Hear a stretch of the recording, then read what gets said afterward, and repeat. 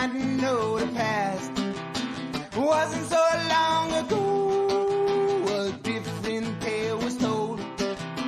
The ancient script had been rewritten, no products are to be sold. Yeah, they got you where they want you. Yeah, they put a spell on you.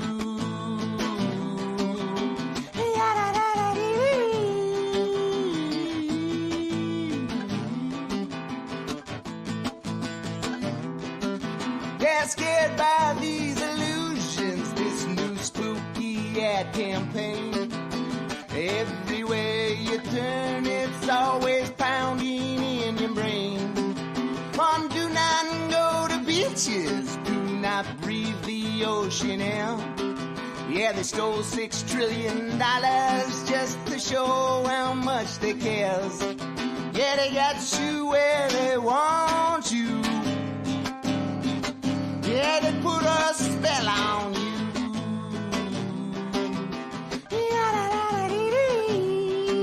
Yeah, they got you where they want you. We're flipping through all them channels, programming mind control. Try to convince the world that the humans got no soul. Yeah, they're only flesh and blood. Yeah, they're only dirt and mud. Our lies conspire to douse the fire, inspire with the breath of life. Yeah, they got you where they want you. Yeah, they put a spell on you.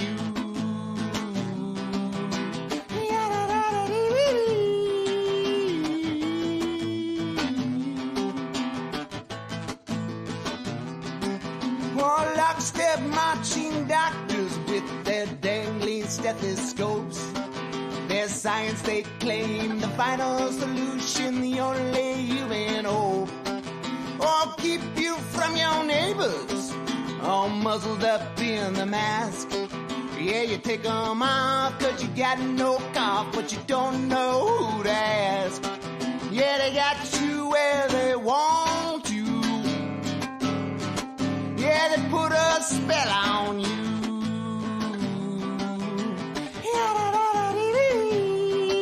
Yeah, they got you where they want you.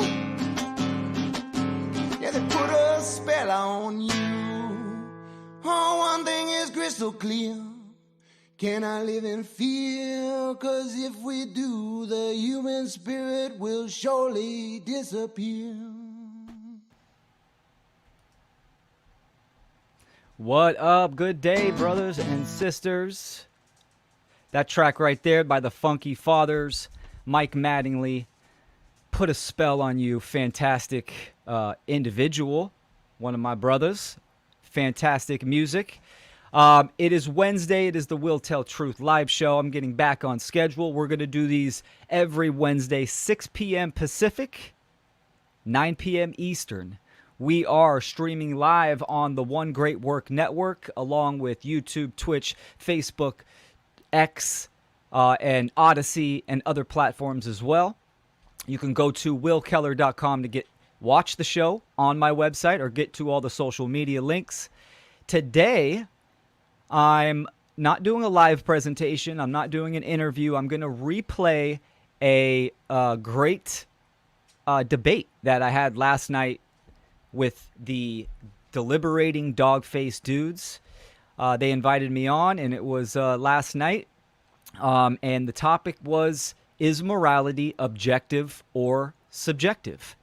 And it was Ben Balderson versus me, Will Keller, and then Alan was the moderator, did a fantastic job, and the host, John Rowland, my partner for Natural Freedom League. So it was great, really good space, a lot of good back and forths, and I wanted to replay that again so people can see it if they missed it on their channel last night. That's their YouTube channel, at Deliberating Dog-Faced Dudes. It's a relatively new channel. Ben, Alan, John, I mean, they're they're known. They have their own channels. This is a new one that they're coming together, and it's going to be strictly on deliberating and debating on certain topics. So if that's something you're interested in, that you like doing, reach out to them, contact them, and propose a topic and your position, and do that. I don't do much debating, but I think it's an important factor as long as it's kind of done respectfully and it's done in a good space. And of course, the structure of it is important. So let's see, anybody out there? We are live on Instagram as well. Good seeing you guys. Excellent. So this is going to be a 2-hour video that I'm going to play here in a few moments. And then if you stay all the way to the end, I'm going to come back on and I'm going to do some commentary, kind of my thoughts after, and get your feedback as well. So I'll be monitoring the chat. Drop comments in there, some questions. I'll answer those questions after this replay video. I hope everyone is doing well, having a good week. And let's get into the video hosted by the Deliberating Dogface Dudes.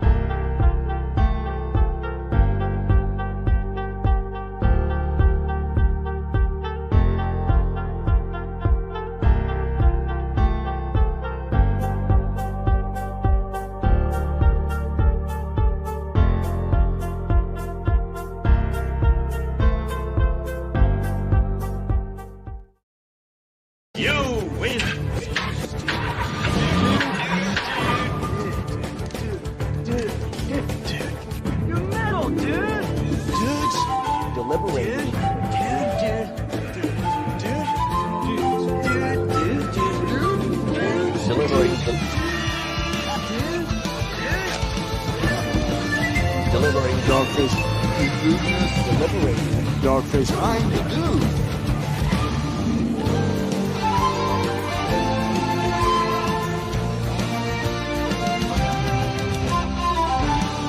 One minute, dude. 9, 8, 7, 6, 5, 4, 3, 2, 1, fight!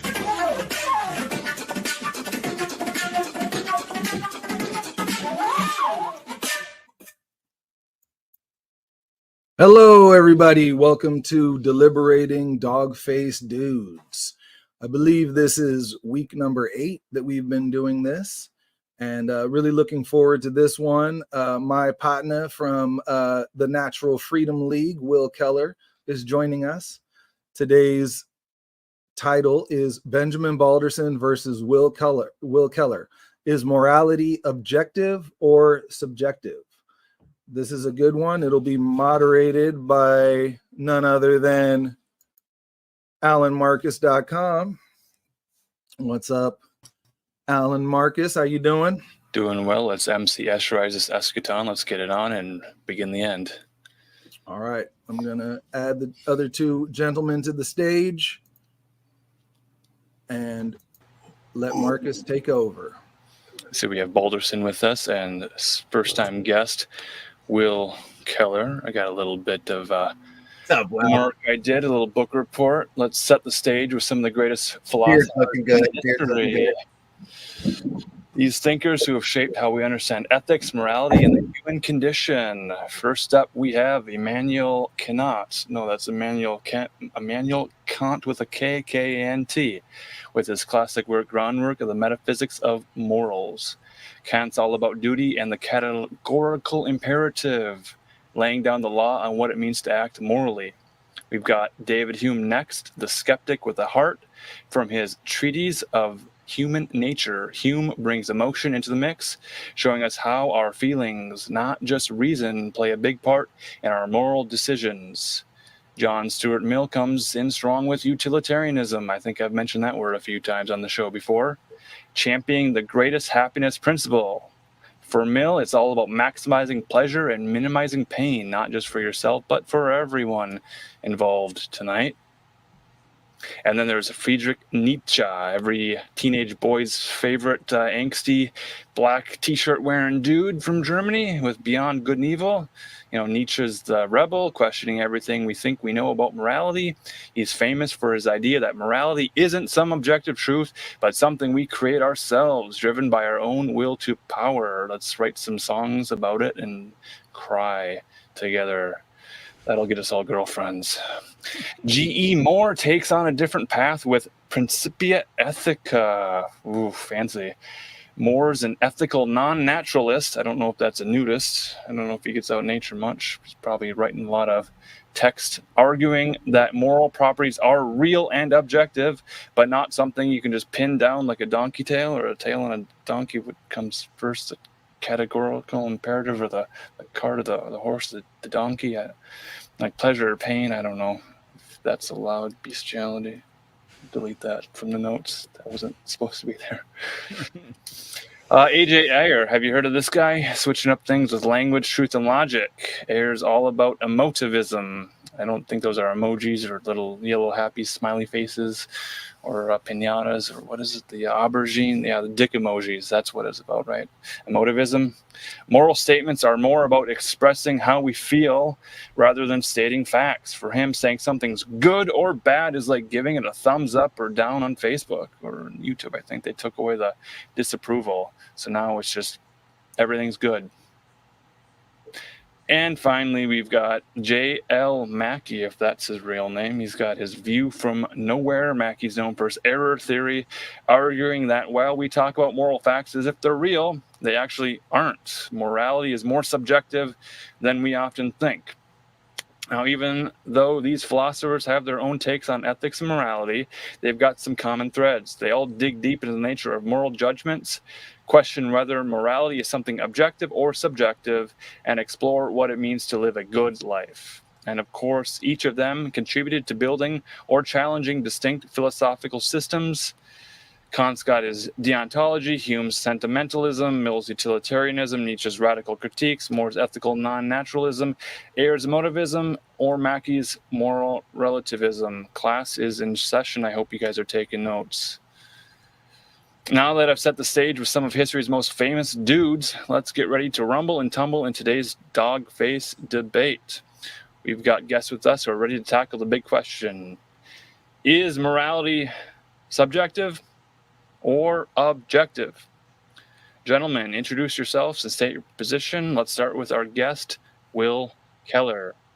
Excellent. Thanks for having me on, gentlemen. It's a pleasure. First time on here. So my position is that morality is objective, meaning that there is a universal moral principles, a moral standard of right and wrong behavior. And we can know and discover these principles, and we can align our behavior to these principles. And in fact, to create freedom and to create change in the world, that is directly associated with if we align our behaviors with the objective moral principles.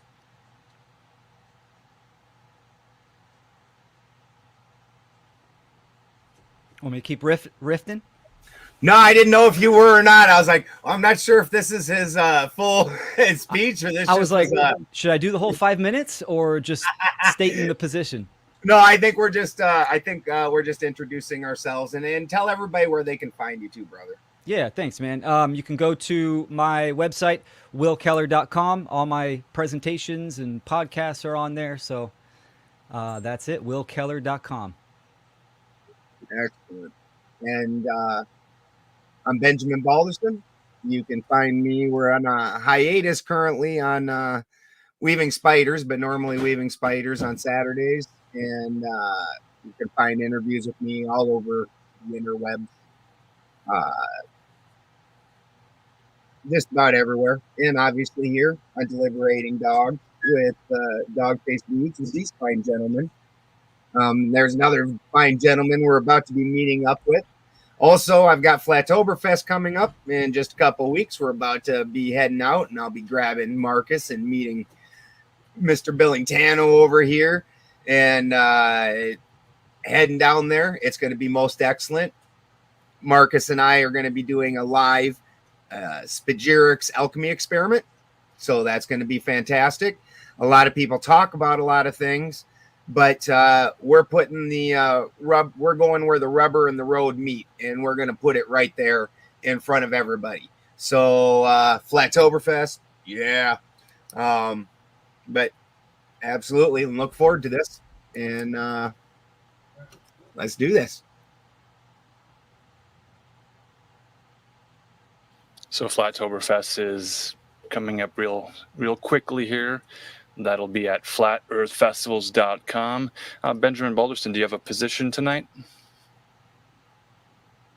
My position is going to be that reality or morality is subjective, that things that are objective meet certain qualifications.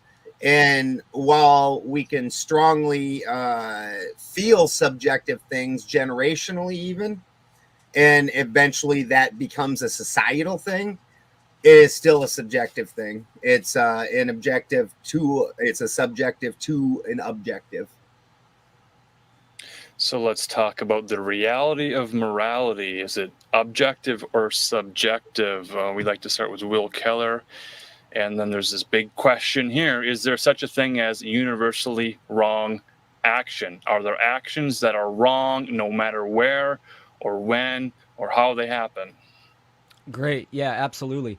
So touching on reality, how I speak on it is that we each are having our subjective experience in an objective reality, meaning that we are sharing this reality together, and we each individually have our perception and our influence on our environment, but yet reality has principles or laws that are in place that are the governing dynamics of reality.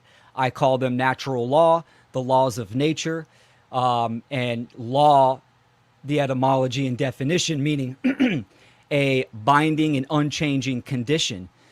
So these constant laws are there. They are the principles. And of course, we can interact with these laws. Everyone does. And when it comes to morality, we can look at it as cause and effect. So as we perform an action onto another human or sentient being, if it causes harm or initiates harm, that is an immoral action. Right? And if it does not initiate harm, then it is a moral action. Now, are there universally immoral acts? My position is yes, there is, and we can sum them down to 7, right? Murder, assault, rape, theft, trespass, coercion, and deception, like willfully lying. I think all throughout the universe, these 7 transgressions are universally objective, right? They're immoral actions. And each one of these transgressions are a taking of something. So they're all theft in some form or fashion, right? Murder, the taking of life. Assault, the taking of bodily autonomy. Rape, the taking of sexual free will. So, and all the way down the list. So it's a taking of something, so it is theft. And there is, from that cause, that immoral action, there is an effect that happens. So individually, if human beings are acting immorally, then there will be an aggregated condition, the human condition, where I see us in now, one of, duress, coercion, and slavery. So absolutely universal actions.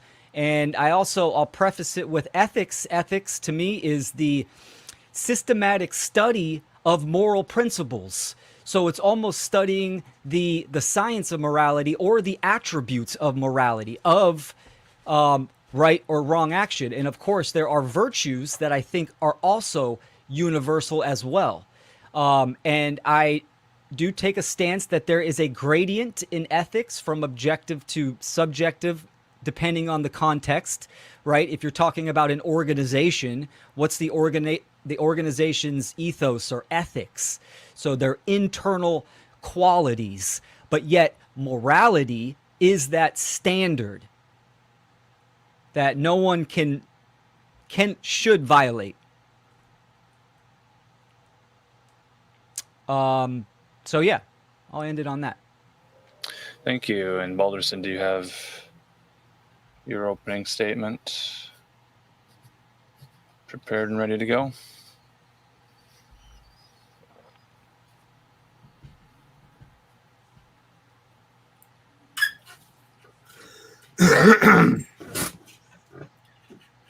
Today we debate whether morality is subjective or objective.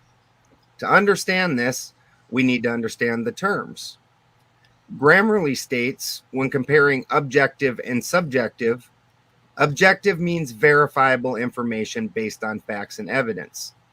Subjective means information or perspectives based on feelings, opinions, or emotions. An easy example of a moral situation to be examined is murder. The objective part of this situation is a person has killed another person. There is something we can look at, measure, verify, something anyone can walk up and determine without having been informed of previously. How we feel about the objective fact that has happened is entirely subjective. Based on the objective fact, we can take a raw stand. Murder is bad or good. We can add situational factors, putting this into a more gray area rather than black and white. Was it self-defense? Was it in the heat of an emotionally charged moment, like finding a cheating spouse or someone hurting your child? Was it pre-planned? All of these being ways to determine your subjective position to the objective fact. In some debates I have seen broaching this subject, the person confuses a subjective with an objective fact. They say, I objectively felt this was wrong or evil, without understanding their feeling in relation to the event is the very thing that makes it subjective. I cannot in any way measure how you felt about this act. I cannot verify that what you state is how you felt. Nor can most psychologically verify what they think about a traumatic event. The second common argument I see for objective morality is religious in nature. And given the wide array of religions in the world, the only way that this could begin to be argued is if people followed the same religious structure. I personally am an Odinist, and our views on murder in many ways differ from Christianity, such as whether the victim was a friend or an enemy to begin with. The last argument I see used is the general societal reaction to the event. The example of murder, most of society deems bad. The people before us deemed it bad. Everyone feels this way. The simple argument to that is, obviously not everyone felt that way, or the moral infraction wouldn't even be a thing to discuss. We just wouldn't do it. The second part to my argument that I have never seen discussed is the epigenetic factor. When you look at studies on the generational effects of induced traumas in mice, we find some very surprising physical results. We also find that some of their behaviors logically do not track, but they are expressed anyway.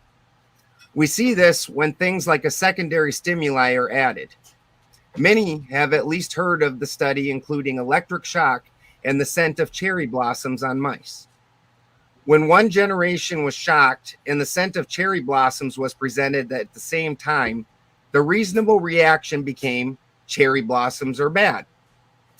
Later in that generation and in successive generations, the scent of cherry blossom was bad, even though the electric shock stimuli was removed. The logic that shock and the scent were not necessarily tied together did not occur. Obviously, cherry blossoms are not immoral, but you cannot convince the mice in the experiment of that. If they were able to vocalize their morality, everyone would just know about cherry blossoms innately. The second generation, it would have been stories about the event, and by the third generation, only nerdy mice into obscure history would care, and the rest would call him a conspiracy theorist. The moral laws or natural laws we primarily agree on as a society follow the most traumatic and reoccurring experiences in society, which would carry epigenetically each time they reoccur, such as murder. I don't know which of these arguments or new arguments that Will is going to bring tonight, but I look forward to hearing them. Thank you. Will, do you have any immediate thoughts about what you just heard? Ben, you bring up some good points. I do want to say, when I'm talking about objective morality, 9 out of 10 times, most people associate that with religion. And absolutely, religions have co-opted that category of morality, right? They want to be the arbiters of truth. They want to be the arbiters of right and wrong. So across the board, all cultural religions, really any type of religion, always wants to be that arbiter. So I do recognize that when discussing objective morality, it has a lot of cultural religious baggage, mainly Christianity and Catholicism.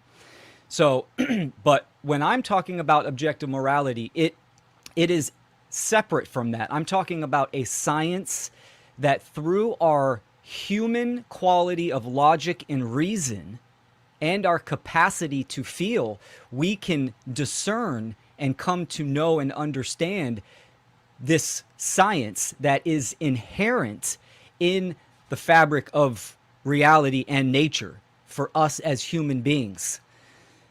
The distinction from animals having morality versus humans, I do make that distinction because human beings are not animals. We are a separate species. We do have an animalistic biological components to us, but we are at a higher evolved species endowed with, that evolved neocortex, higher order, and logic and reason. So just by using logic and reason, and we can feel when we have created harm, and we can see when we have created harm, and we can see the effect that it has. It does not matter about the perception or the belief or the feeling of the justification, right? Murder is murder. Assault is assault. Rape is rape. Now, in a shared reality, we can talk about as if they're separate, right? We have natural law, cause and effect, but it's still up to human beings to discern and come to know and discover how reality operates, how objective morality operates, and we still have to convey that. For instance, talking about self-defense. If there's no witnesses, so jury of our peers, we still have to discuss that to see if it really was self-defense. But yet, the truth in reality, it could have been murder for sure. So I look at the objective principles of morality as the non-aggression principle and the self-defense principle. And I also incorporate self-ownership because as individuals, we are responsible and accountable for the actions that we take. Epigenetics, great topic.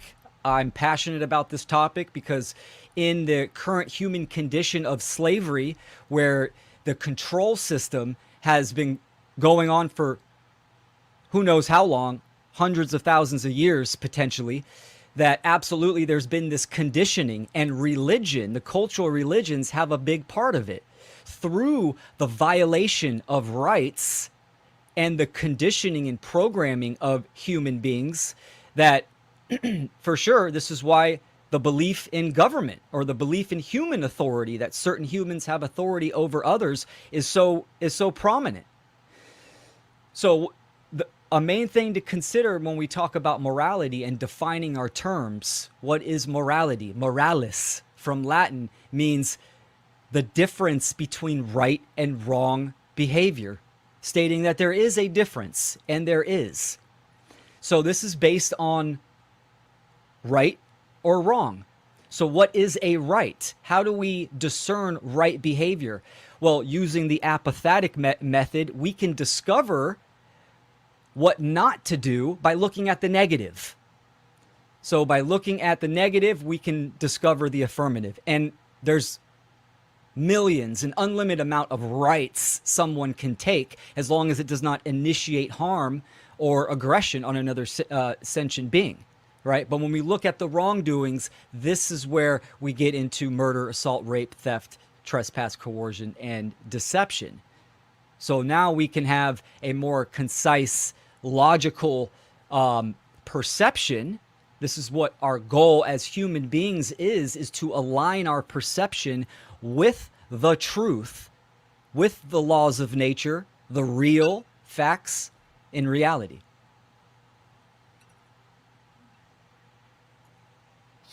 Balderson, your reply.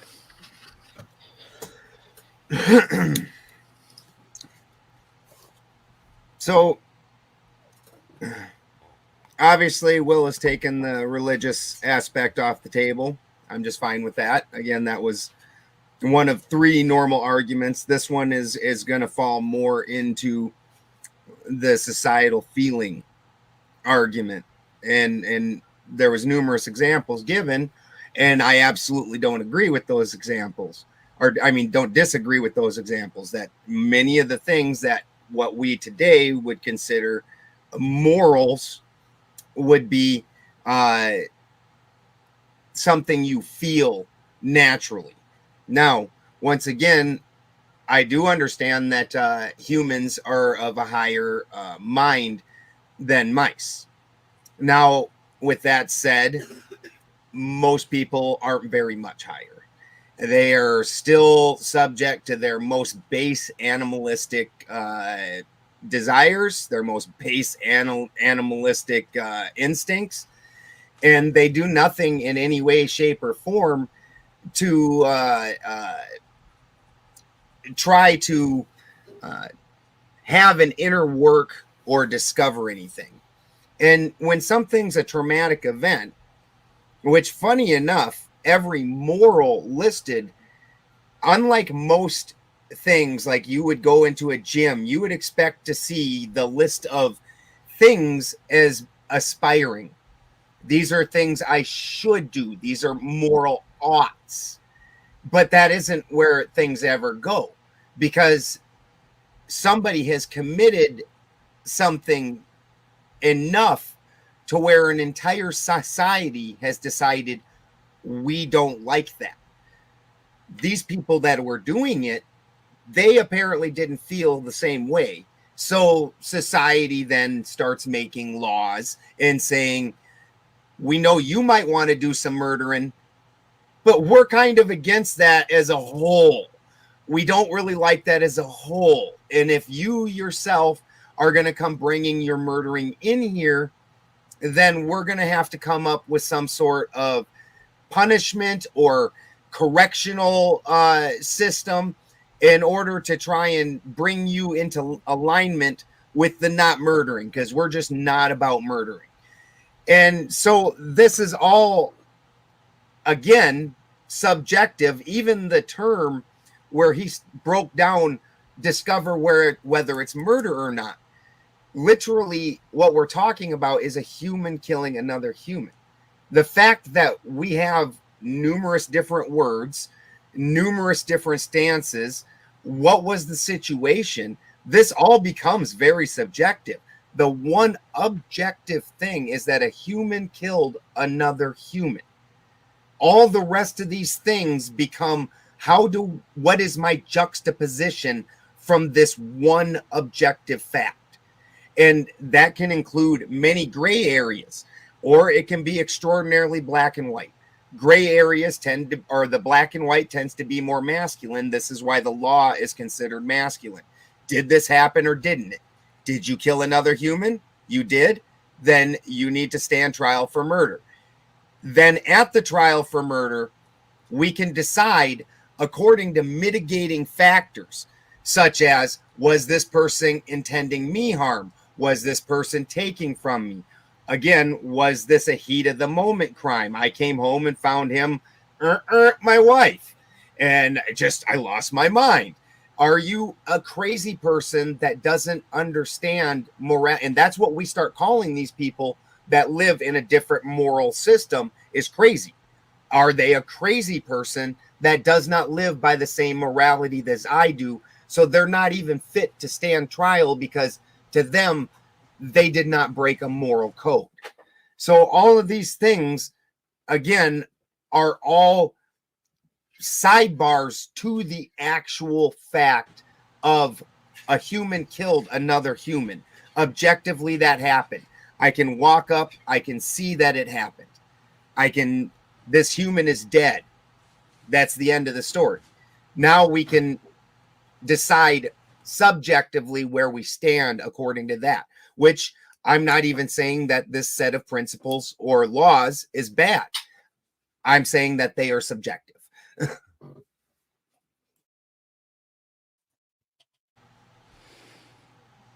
All right. And I agree with you on some of your points that you made.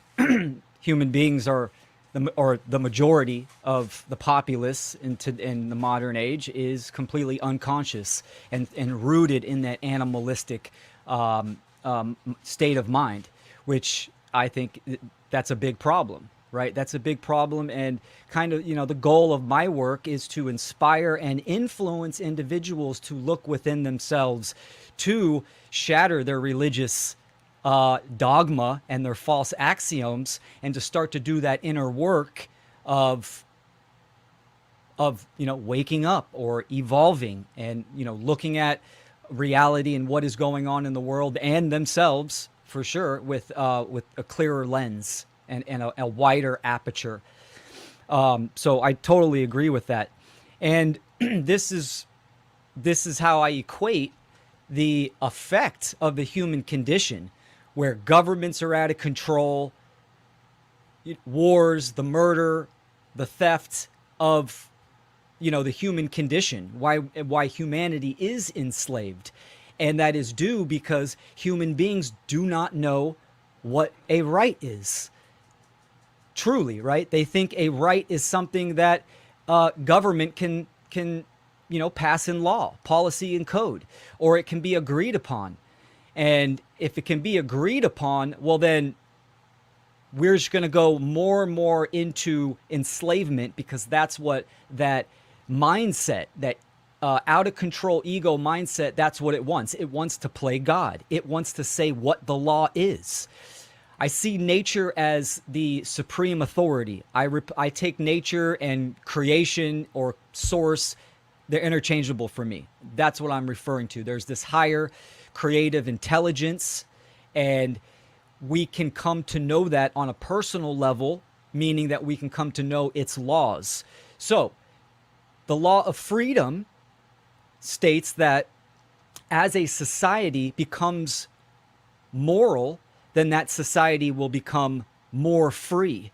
And if a society becomes immoral, then that society will become more enslaved, because the individuals that make up the aggregate or the collective, they themselves do not understand. They do not know the difference between right and wrong behavior. And due to that ignorance, then they're living in this relative state. Then absolutely corporations, feelings, wokeism, governments, they can justify, the etymology means to create a right, or I say what a right is. This is what that means, and that's exactly what they're doing. So sure, there can be some alignments like murder. Murder's, illegal in all states in America, for sure. But of course, that's just that is obvious. That's logically sound with the natural world. But then you get into other things like taxation, property tax, license, and and driver's license and license to work, et cetera, right? What is this really? This is a claim of ownership.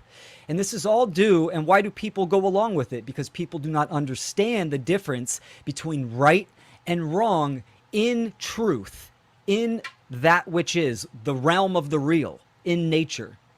And I think human beings can absolutely discern in reality what is real and what is fictitious, what is fake. And the social conditioning that has been propagated is very similar to how religions have propagated, or kingship or royalty, that this one person has the divine right to rule just because of their blood, right? That they're the arbiters of truth. They get to say what the right is, what right and wrong is. They get to make up the law. And of course, the aggregate of consciousness, human consciousness, started to pull away from that a little bit. So they had to make up some new form of control, which would, be democracy or modern forms of government. So it's all of this facade, this social engineering to keep human beings from not understanding the natural world and not understanding that there is an objective standard that we can know. And not only do we know it and we hold ourselves accountable to it, we hold everyone else accountable to it, including government, institutions, its henchmen, etc., etc. Because murder is always murder. And again, I agree with you, Ben, that just because someone died, again, we still have our perception. Was it self-defense? Who initiated it? That is important, because violence and force are separate things.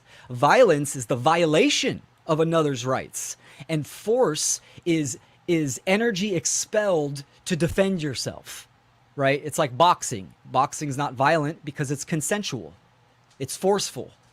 So I make that delineation. But yet, there is no handbook like, the Bible or any of these holy books that say, got it, sorry, ranting. I was waiting to hear the beat, but... It got quiet for some reason. Will, you put out a lot of really great stuff on the table here. Is there one specific argument that is in favor of your position, being that morality is objective? What is your best argument in favor of reality? Sure. for subjective or versus I'm tripping over my words. This is a lot of big $5 words of vocabulary here. So your position is morality is objective. What is your biggest, toughest, baddest argument for Balderson to chew on? Yeah, great question. I went on all types of different tangents.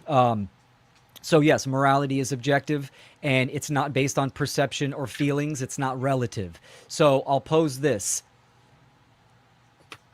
If there is an island with 20 people, those 20 people, I'm saying that it is objective. If those people understand what rights are and they understand the 7 transgressions, they are going to be more harmonious. If each individual person has their own beliefs on it, for instance, well, I believe in raping women, right? That is obviously going to be out of harmony, and there's going to be opposition in that group. You can do 10 or 100 people, right? But this is an equation to society. It doesn't really matter the numbers. It's the state of mind and the action. So with these 7 transgressions, could you remind us all, we're taking notes here, this will be on the quiz on Friday, what are the 7 transgressions? Correct. It's murder, assault, rape, theft, trespass, coercion, and deception, or willfully lying. And these are objectively the reasons why morality is objective. They're objectively knowable because we can observe their effects. We can do that through logic and reason. And it's also written on the human heart, right? We can feel, we have empathy. We can feel when we harmed someone. Now, whether or not that person is, a narcissist, a sociopath, a primary psychopath where they don't feel, it's a human quality that we can discern and feel. Balderson, let's check in with you. Are you discerning this argument, and are you ready to tear it apart?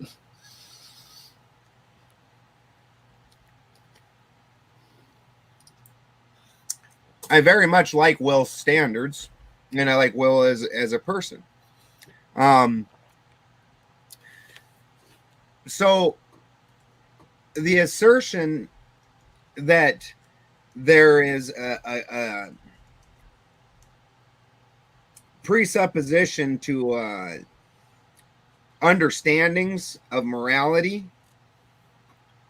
again, there was somebody that broke that in the first place. That person did not feel that, and that we had to list a list of what we would consider mental disorders, which is growing by the minute. There's probably 6 new ones while this debate happened. The number of mental disorders, in order to box in people that don't agree with this societal presuppositions of morality. And I definitely agree with a lot of where he went with corporations and things like that, which is why we see things becoming what I also would consider not a good path. But again, I also understand that those corporations are doing that, so they would consider it a good path, that they find those things to be beneficial and good for them and the society that they want to achieve, which is, in my opinion, what good and bad is in the first place, that there is no good and there is actually no bad. These are very subjective things. We, again, just like morality, we step back, we look at the base action, and then we're deciding where we stand, hot or cold. Well, 87 degrees, I think that's hot. I think that's cold. Well, when you step back, there is a raw objective fact, 87 degrees. Nobody is going to argue about that. There's not going to be outliers that don't realize that it says 87 degrees. It's everywhere else from there that we start gaining perspective. I also, again, don't disagree that there's things that we naturally feel. But as in the rat experiment or the mouse experiment, and again, I am with Will on this, that there has been a whole lot of manipulation with this knowledge already in place. So there's feelings that people have about things that they should not have, that have been manipulated and put inside them. With that said, they will tell you 100% that what they feel is innate, what they feel is correct, what they feel is just right. And everybody knows it. This kind of thing can be pushed into any society, and all it takes is traumatic events and then a secondary input that's associated with the traumatic event. We've all experienced things like that. Like earlier today, my partner, Brian, he goes, whenever I smell flowers, I think of death. Because the only time that he typically would smell flowers was in a funeral home, during a wake, things like that. So it had a negative connotation that a lot of people wouldn't necessarily experience from when they smelled flowers. These kind of secondary inputs, while a traumatic event go on, the strength of those, because that is very subconscious, is insane. And then when that's repeated over time, this just becomes something everybody knows, because this has been pre-programmed. But it's pre-programmed because it's able to do that because subjective is subject to change. Objective is not.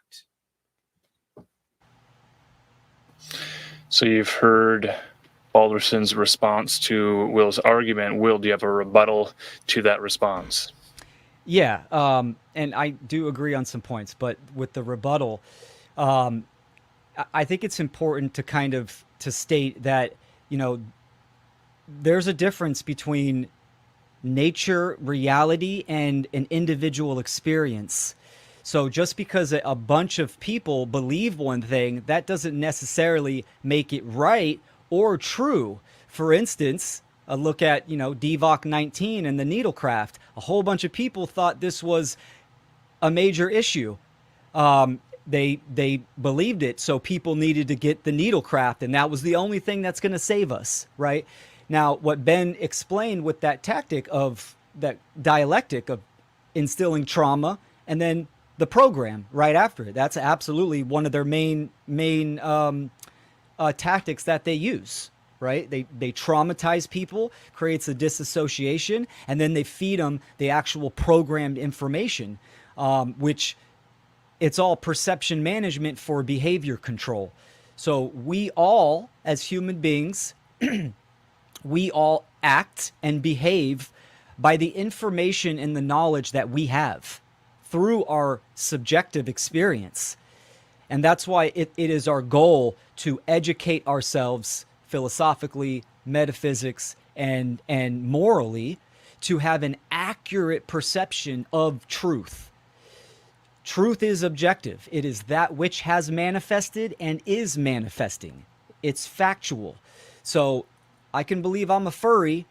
That doesn't necessarily make it true, right? So, and we can observe that and see that. So I want to delineate that from like your buddy that smells flowers and thinks of death. He's associating that with his subjective personal opinion, but flowers are alive and they're a living thing, right? That's outside of his experience and his perception. Another example, just to kind of hit what truth is in reality, a quarter. You have heads and tails, right? So, but the truth is that it's a silver coin, and heads and tails are encompassed in that as well. But the silver coin is the object, is the objective truth. Rights can be known. Now, that doesn't mean human beings, just because you know them, they're going to act morally, right? We have to interact with reality. And this is why I stated the law of freedom. We can look at, you know, Nazi Germany or even today. If people understand that coercion is wrong, someone violating you is wrong, and that the only truthful, correct, moral stance is voluntary interaction, meaning I can't go to my neighbor's house and just kick in the door and just grab his dinner, right? That's a wrongdoing. I'm violating him. And this is what government does all the time. But if we understand that in our day-to-day interactions, it's mostly voluntary interaction, right? You drive to the grocery store, someone there voluntarily bags your groceries, and you interact with the teller. So there is a standard, that moral standard of voluntary interaction. And as soon as you apply that transgression, that violation, it's an immoral action. Now, my point being is that we can have an effect. The human condition is slavery, and it will get worse through this false belief. People thinking reality and behavior works a certain way when it's a falsity. And that's done through, obviously, programming and conditioning and trauma. Thank you for that rebuttal. Let's let that sink in. Balderson is preparing his best argument for presentation. Balderson, when you're ready, let's have it. So each one of these things that you list, situationally, I can point out where they are just fine and everybody accepts them. Even something such as coercion. The typical feminine way of achieving things is through coercion. Men do things by force, women do things by coercion. That is just a basic feminine act. And through enticement, through creating a desire that you did not have. This is a standard operating procedure for a bunch of the world. And it's only in situations where we decide that this is a wrong thing. This is again where I talk about the gray area that Billingtano had asked about what a gray area is. And this is where we have decided something is right or wrong, but now there's also situations where sometimes it is right, sometimes it is wrong. Killing another human, where when Will mentions it, that the only time that killing another human could possibly be okay is when they are possibly trying to hurt you and in a self-defense situation. I can think of a lot of situations beyond that I would very much like to do so. And would. In my opinion, we're a very neutered society that actually has been taught that violence is such an abhorrent thing. And I believe that was programmed into us because there is things morally that have happened that I would commit great violence against if I had any kind of an army. Like, and I would put some heavy changes to some things. And this is all because I realized that this is all perspectives. When we call something good or bad, what it is something we like or don't like. What it is our subjective position to something that has occurred to us. And I am fine with a list of societal things that we have experienced enough time that we just don't want it to happen. Rape is a good example. There should be 0 times that there should be rape. If some people didn't disagree with that, we would never have rape. There wouldn't be a term for it. Nobody would even experience it. Unfortunately, it's something that is actually, there's an epidemic worldwide of rape. So those guys apparently didn't get the message. And girls at this point. Actually, there's a huge, Marcus over here has been building a dossier of older women in teacher positions taking advantage of young men, which definitely we would put in the coercion and using authority in order to gain position over somebody that doesn't have the experience or the understanding to even get into this realm with them. This kind of thing is just become rampant. So those people apparently don't agree. And while I will call them bad people because I'm with Will on almost all of his moral standings, I also realize that those are not the actual fact that a woman was violated is an objective thing. Where you stand on it is subjective. That guy that was doing it, he thought it was okay. Me kicking his head in until something goes squishy squish, I didn't. And then apparently we get into a whole nother objective subjective because I thought that murdering was pretty okay, but he probably didn't. So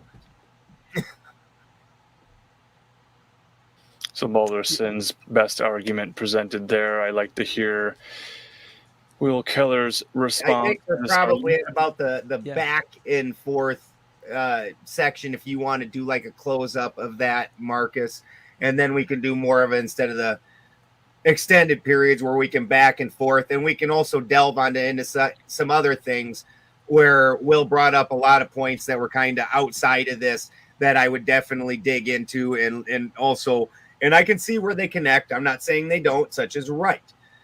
And so there's some things we can do some back and forth, but let's go ahead and you go ahead and close up. It's by the time you're done closing up, we'll be at an hour. So Yep, Will respond to Ben's strongest argument for morality being subjective, and then Balderson, you'll have your rebuttal to his response to you, and then we'll open the floor and gloves off. We'll go dirty, hit below the belt.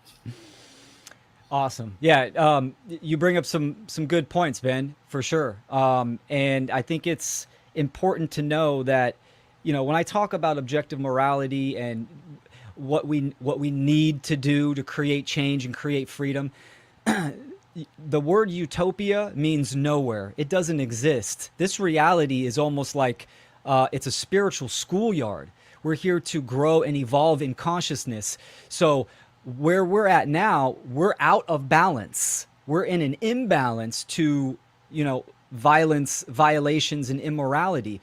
In homeostasis, in a balanced approach, you'd have the majority of people understand how to act correctly in the world, and absolutely the condition in society would be 100-fold better. But that doesn't negate that there's still going to be people that are going to, take incorrect behaviors, because this reality, it is objective that we are in it together, but we still have free will choice.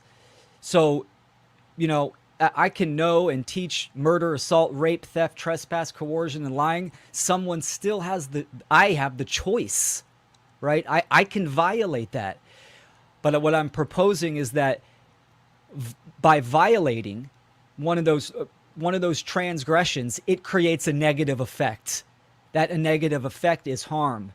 When we multiply that in society, it creates a condition, an imbalanced condition of slavery.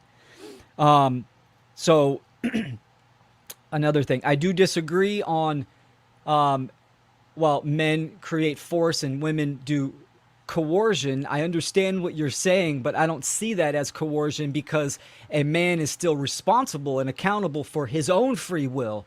So he's still making the choice, even though he's unconscious of it, right?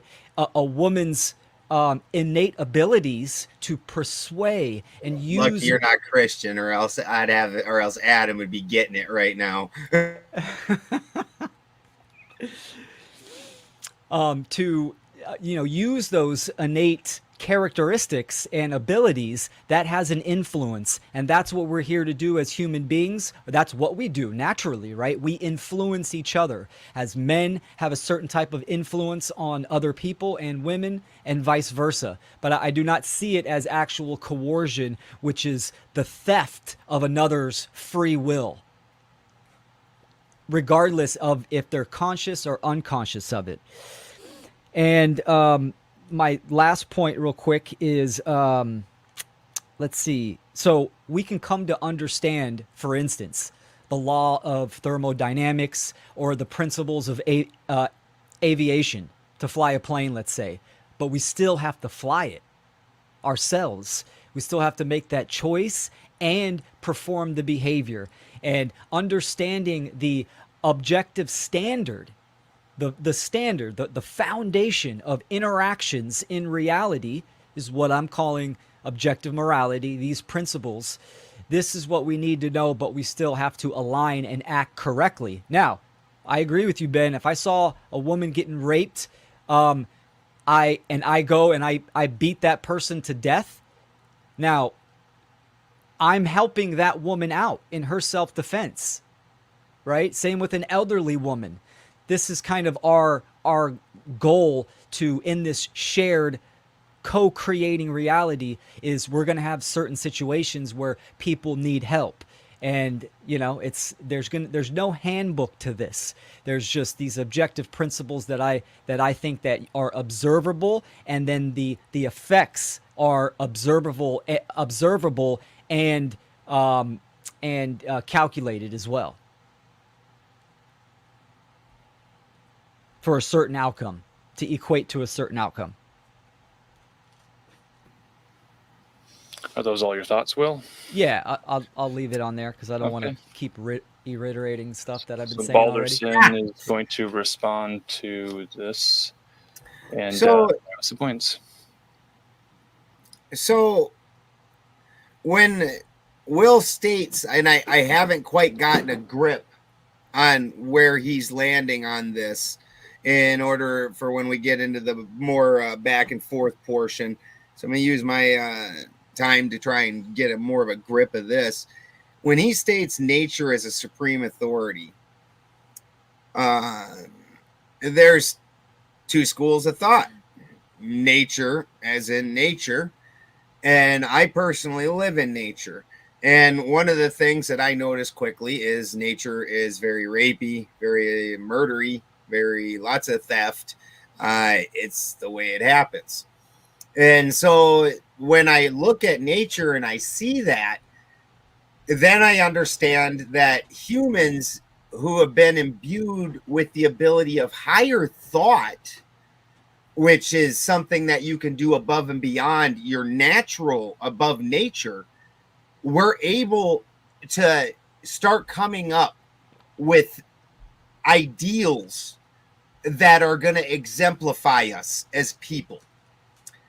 Once again, this is only after a separation from nature, which is horribly murdery and horribly rapey. Like, the cross species rape is amazing.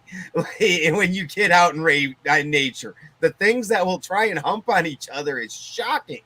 But the other school of thought then is that it's what comes natural to human beings. And it somewhat seems more along the lines of where Will is going with this, which again then would bring me back to the epigenetic memory, where the reason that you feel like this is wrong is because a whole bunch of times in the past, people that you have known have been murdered. If you believe in reincarnation, you've been murdered most likely a bunch of times.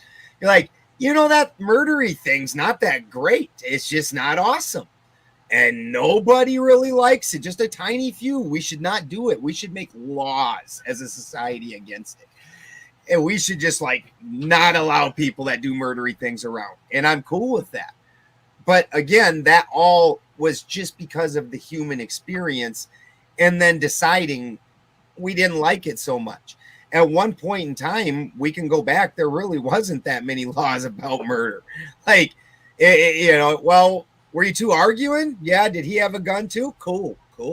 You shot the hell out of that dude. Yeah. He called you a scum sucker while you were playing cards. He had it coming. So the things that we have decided that murdering is acceptable for them, even under Will's no harm principle, he called me a scum sucker. I can't have people thinking I'm a scum sucker. That's ruined my reputation. And you think I'm going to let somebody just do that right here in front of that guy? Is expressing true harm that he thinks he has subjectively, that have now apparently given him license to go ahead and shoot this other person because these two have equaled in exchange. Not my system, but it was definitely a system that was heavily used in the Western world not very long ago. So the fact that these things are evolving says how very subjective they are. And again, not disagreeing necessarily with what Will's principles that he's laying out are.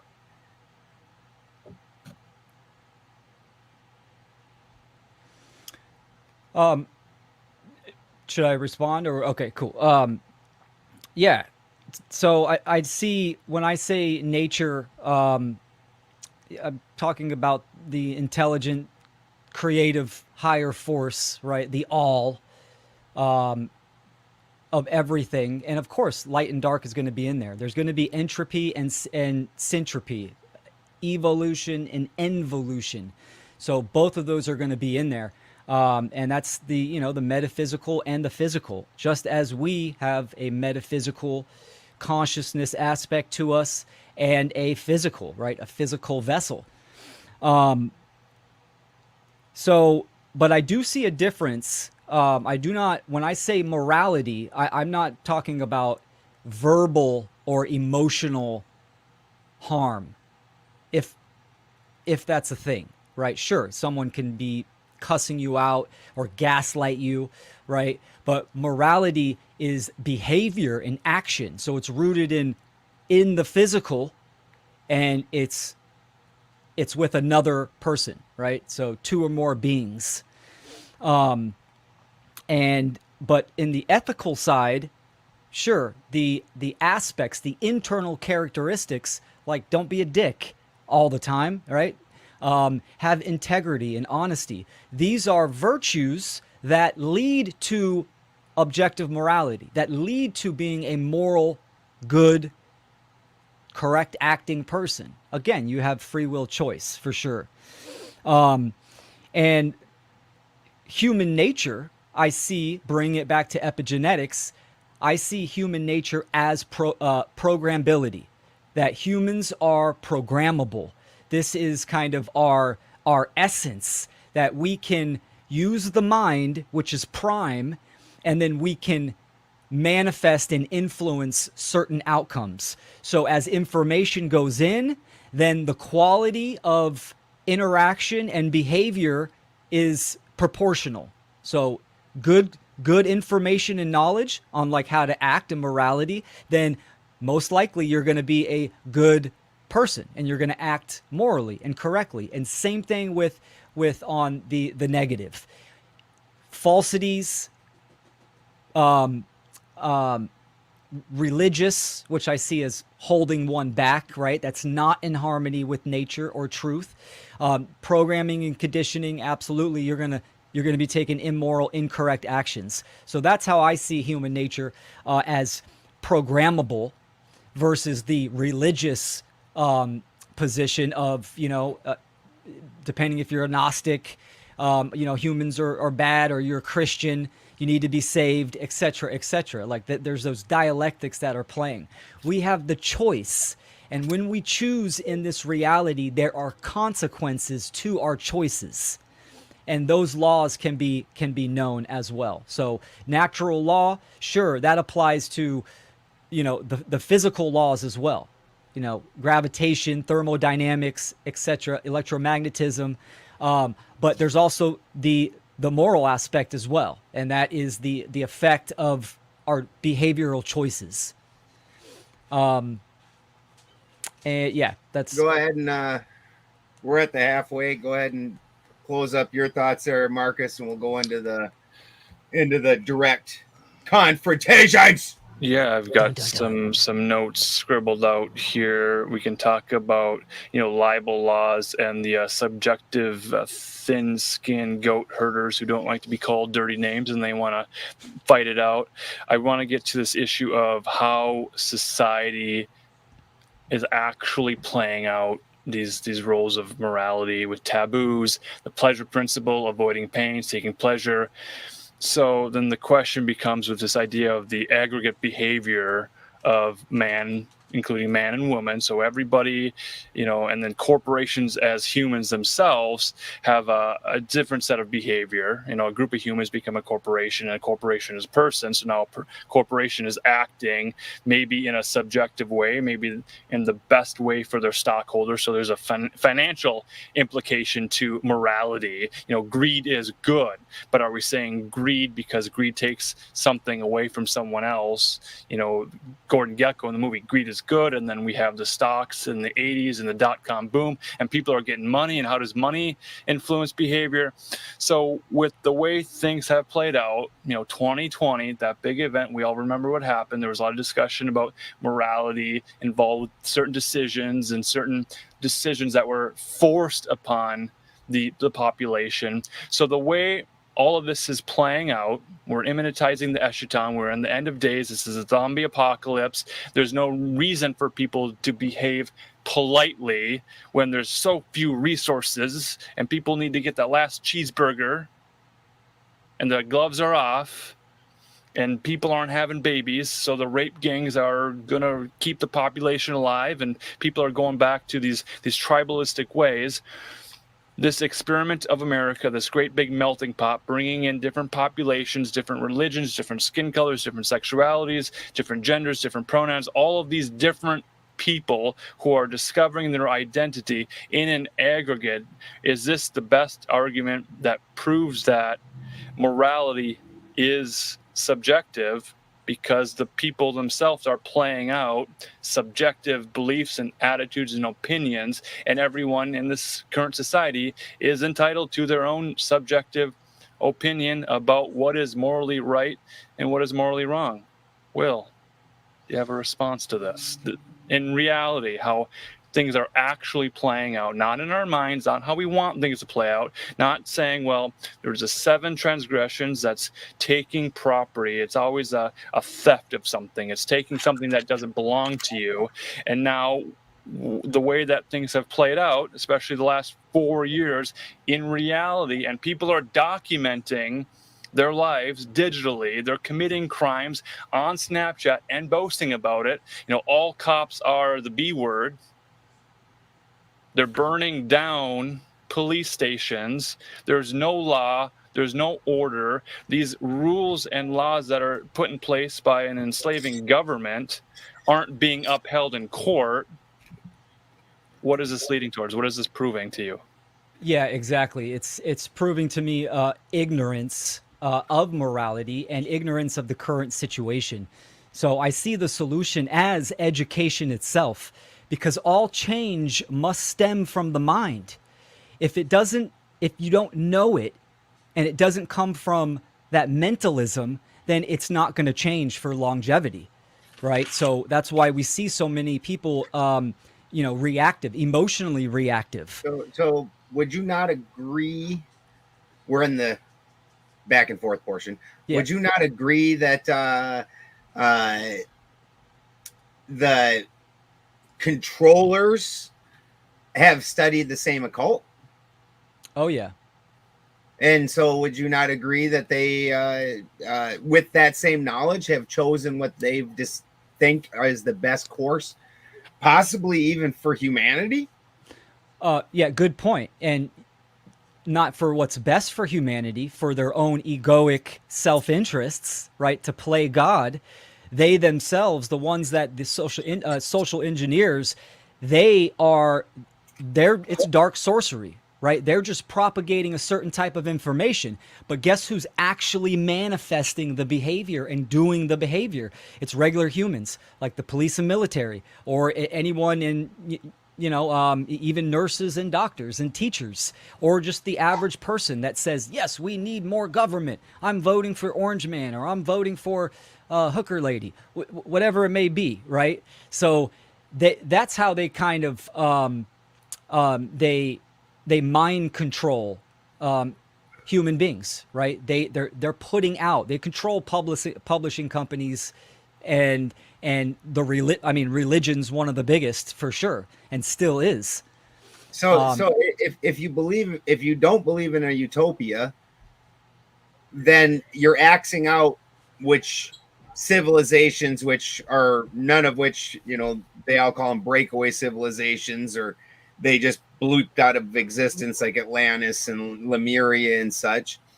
Mm-hmm. Then you're more on the realist end of things, which I would also be.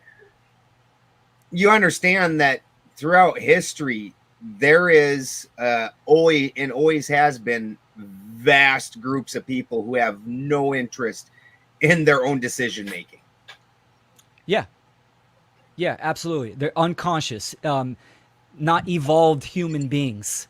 That my whole kind of point and position is, as humanity, if we want to evolve as a species, this foundational level of how to act in the world, which I think we're in a negative state. If you're looking at like the scale of just species on itself, we're in the negative state, right? So we're enslaved. We have this control system. So to get out of that, we need this basic fundamental knowledge, and we need to act on that. So, but for sure, there's going to be people. Look at the majority of people right now, right? They have no concern. They're in that fear state, and they just want safety and security, which safety and security doesn't exist. So let's say hypothetically, and I'm not saying, again, this is debate, people, so I don't necessarily have to agree or disagree with anything I'm saying. Hypothetically, you're making a presupposition on the motives and the achievements of the controlling class. Hypothetically, they could see the situation much the same as you do, and possibly feel like this has been despite their best efforts to control. In that situation, in order for this growth that you want to happen, as an alchemist and as a basic person who watches nature, in order for something to make a transformation and a growth, the old thing must die. It must tear itself apart. It must completely rot and fall away. So, Yeah. If what they are doing is achieving that result, could they not then say they are also attempting to bring about the enlightenment of man? Yeah, but you can't like really believe, right, that raping children and trafficking children is for anyone's best interest. Enslaving people, violating people is in the best interest of the species, right? That's like, I mean, if you have a garden, but you keep later. If I have a short period where I let people, I do this to my children. Here, go do something. It hurts. It sucks, don't it? Now, next time, maybe you should listen to me. If this is over a societal course, they need to let this happen so the better man who will automatically make these choices starts emerging. They don't have that right to play God. They don't have that right to say, okay, we're going to guide and dictate where humanity is going, right? All we have to do is observe the institutions, observe the education system, the health system. It's there for a reason and a purpose. The control system is working exactly how it's designed to. That's how, I mean, that's obvious. And that's just, it's keeping people in a state of involution due to their own ignorance and own inaction. There's a giant, though, presupposition that all mankind wants to take any kind of active part in becoming something better, taking an active part in doing internal work. When we can look around us, and I would say this is always applied historically, that 95% to 98% have no desire to do that they, without guidance, will automatically become more subject to their baser desires. I personally live in an area where it's pretty lawless. It's about as Wild West as it gets inside the continental United States. And I tell you what, the amount of thieving and other kind of nasty kind of activities that almost all the people around here partake in, you end up becoming the porcupine real quick. Like, I'm ready to commit some violence. Y'all come over here doing some things, some violence. Oh, you don't like violence? Stay over there. Cool. We're happy now because I don't even like you people. Like, this is as soon as you leave people to their own devices, this is what happens. Do all those people in your community, or let's just say the question would come up. I mean, just look at the state of the world. How many people actually know what, like, the definition of what a right is, or morality? But my point is that they don't have a right to be ignorant on how to act in reality. What is a right, sir? A right is any action or behavior that does not initiate harm to another sentient being. A right. So the trannies that want to hang their balls in front of little kids and read books, that they have the right. They have the free will choice, but that's an immoral, unethical thing to do, because you're talking about an innocent child. They didn't harm him. Yeah, but again, there is gray area. He just read a nice story. Everybody likes a nice story.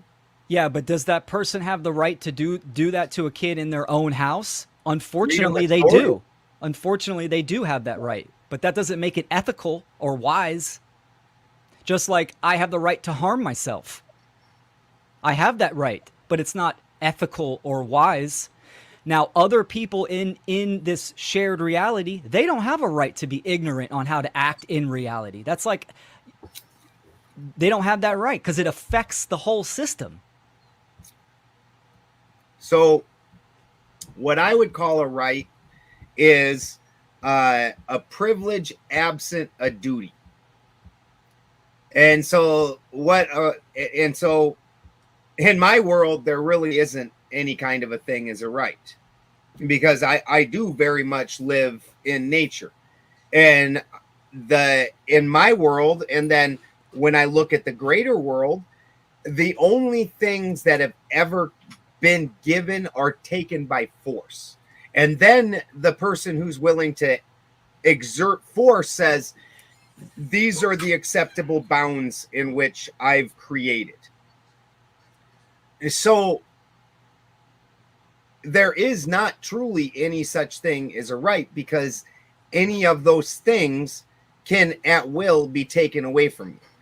Whether just even the right to live. Tell that to the murderer. I have a right to live. Well, if a right was a concrete thing that was real, then he could not murder you. It would be like a video game. Like, dude, why are you sticking that knife? Dude, that knife is annoying. Why are you doing that?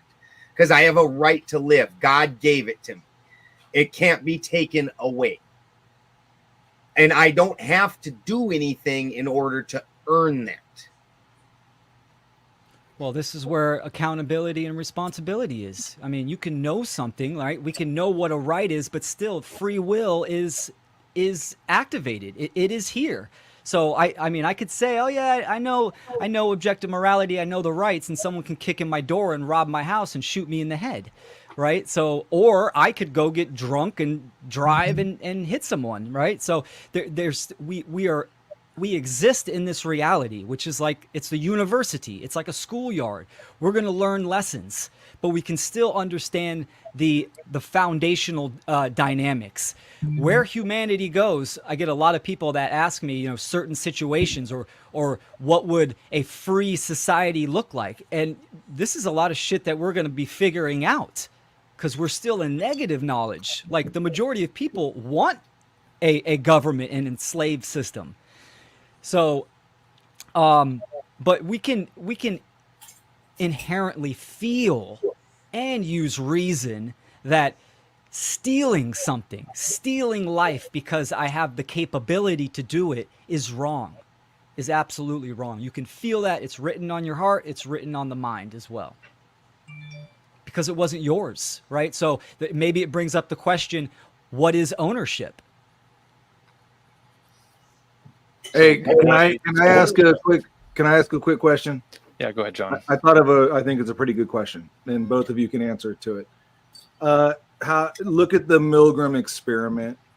How would you, looking at the Milgram experiment, argue that morality is objective, or that the Milgram experiment proves that morality is subjective?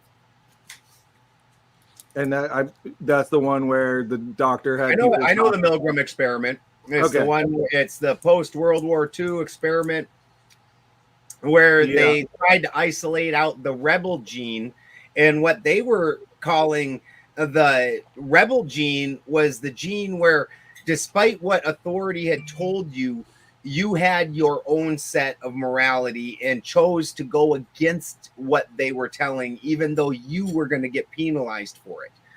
And so obviously you're rebelling.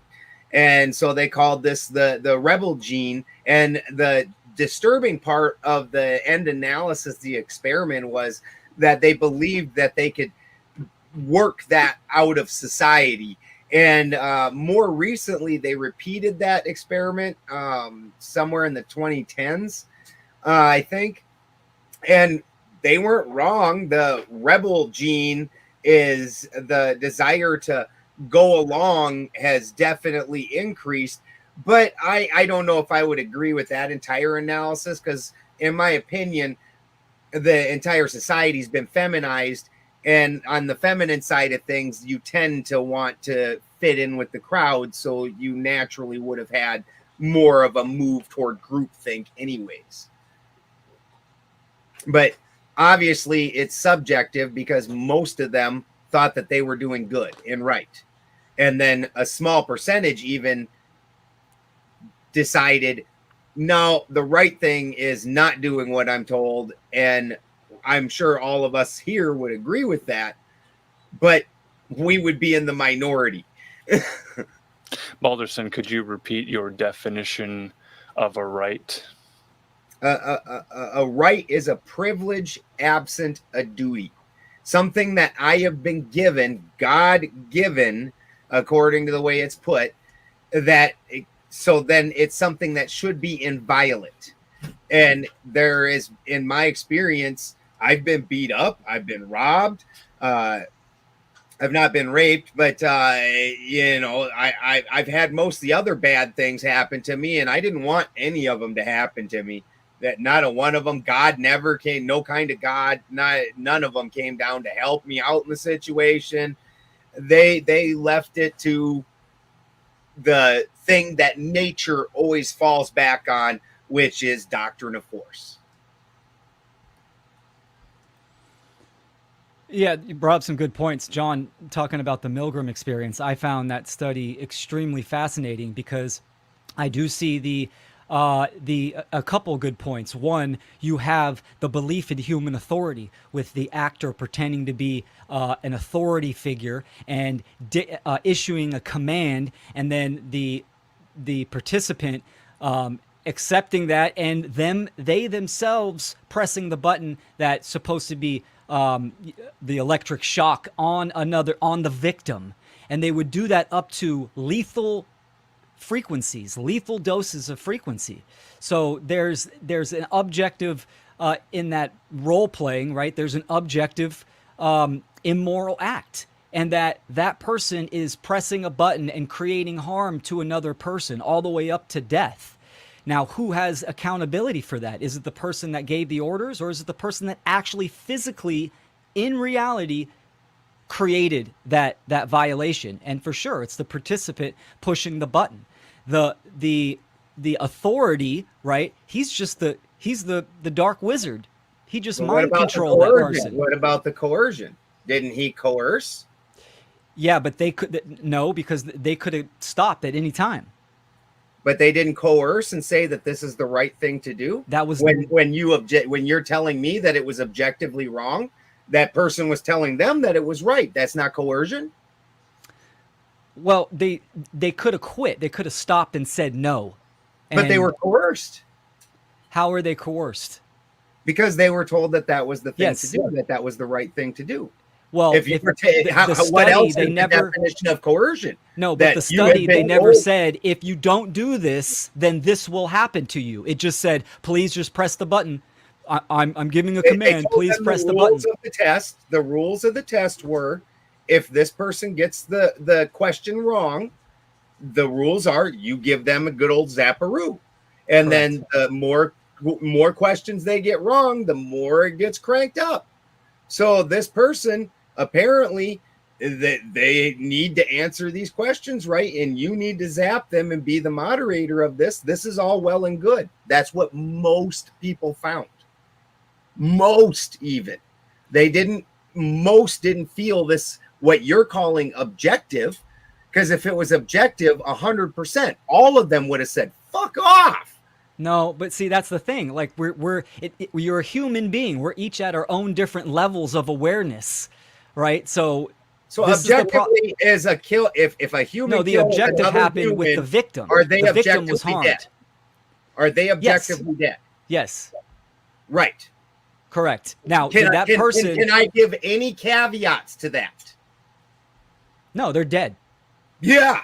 Correct. Just objective, now, right? In that experiment, was that person not getting shocked? I mean, it was role playing, but objectively getting shocked, yes. Correct. There it is. Harm. Bam. Immoral. You were calling it morally wrong, which is Correct. subjective. Those other majority of people who were involved in the experiment thought it was morally fine. Yeah, but they can. That makes it subjective. You can't argue the dead guy. The dead guy's just dead, no matter how you feel about it. But this is a question. This is getting into the nature of reality. If you think something, that doesn't mean it's actually real in reality, or it manifests, or it has manifest. That does not make it true. It is a thought form, right? It's a thought form. It's so. I mean, this is what we see going on nowadays, right? People are believing in stuff. Guy, he's definitely dead. He's somebody killed him. He's dead right there. Boom, kick him. Sure. I'm referring to the Milgram experience. It's objective, immoral act that the person is pushing the button and sending and is creating harm through electric current. Most people don't agree with you. Yeah, but they don't have to agree with it because the objective thing is that a man answered a question wrong and another man pushed a button that gave him an electric shock, which it didn't actually shock him, people. The guy in the room was, I know you knew that. I was telling anybody in the audience that haven't read the experiment because I haven't ever explained that part. The guy in the room with the electrodes on him was an actor, and he was watching a light and acting like he was getting more and more violently shocked. So nobody was actually shocked in this psychological experiment. But those people all thought that they were doing the good and right thing. Every single one. This is how you know that this is subjective, that you can have different opinions on it. Nobody has a different opinion on whether the man was shocked. That we all agree on. Yes, that is the violation. That's the violation. Morality counts for two or more people. It's subjective with What's it. it? What's You're that? immediately jumping to subjective off of that. How? That we agree the man, because you're now making an opinion on the fact. The fact was he was shocked, and you're like, yeah, that's wrong. What was it? Something like 81% of the people said you're wrong. That doesn't matter. That's groupthink. It doesn't matter if the collective agrees on something, right? Well, we live in this democratic republic society thing where democracy. We agree that mob rules, casting ballots and having opinion polls. There's a lot of, I don't know how many opinion polls are to be trusted and are objectively verified, and all the ballots are counted. But you go man on the street interviews, and group think and peer pressure is going to determine what the answer is going to be out of politeness or just wanting to fit in, and this sort of constant need to conform to a consensus reality. We see that with Twitter becoming X, and now Brazil is saying no. Our citizens cannot express their thoughts and opinions, and their peer pressure sort of deciding for our culture what taboos and mores and morals are going to be. That's an online thing, but that's coming from America, and America is trying to impose their values on our Brazilian elections, and there's election interference. So in actual functioning society, the way things are playing out, now X is banned in Brazil, and they're trying to separate from American Western values. Now, how is that playing out? Is that just a peer pressure thing? Is it a coercion technique? What is going on with Brazil and this banning of X, and how does that form a consensus reality bubble within Brazil that's going to be different from America? And does that then say that because America has different ideas, morals, laws, and things than Brazil, does that mean overall in our human experiment, this greater society of globalism, we've got two different countries with two different sort of laws and cultures and taboos and music? Is that subjectivity? There is an aspect of subjectivity to it, but the violation and the wrongdoing is objective. You can't grant someone the right to violate someone. So that consensus ideology, it doesn't work, right? I can't get 10 of my friends to say, hey, let's go rob my neighbor because we got more people than you. That's not based in reality. That's not a right. Even though we could do it by force, yes, we could do it. There are teenagers that but that makes it absolutely. But it still makes it a wrongdoing. They choose a house to go into, and then they live stream themselves I've seen it. intruding on a house. And That's they're right. doing that, and they're getting away with it. And that's happening. So is that a subjective thing that's happening? This peer pressure, this group, this gang mentality, they're doing it. No one's Yeah. prevented them, and now are there consequences on the other end? So how is this enforced?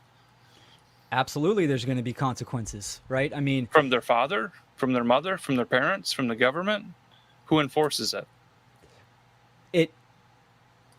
it's wrong, but that doesn't mean someone's going to enforce it. So when I'm talking about when looking at cause and effect, or like the law of attraction, it's just the energy and the influence is going to have an effect in the environment. So that doesn't necessarily say that there has to be someone policing this kind of stuff. You are the only person when it comes to safety and self-defense is yourself. That's it, right? So everyone has that responsibility to defend themselves. Now, looking at like America, like, do I have the right, if a police officer pulls me over and is trying to extort money from me, do I have the right to defend myself? Absolutely, I have that right. But that might not be wise because he's obviously, has a gun. Maybe I got mine, but on force. yeah. Oh, for sure. For sure they do.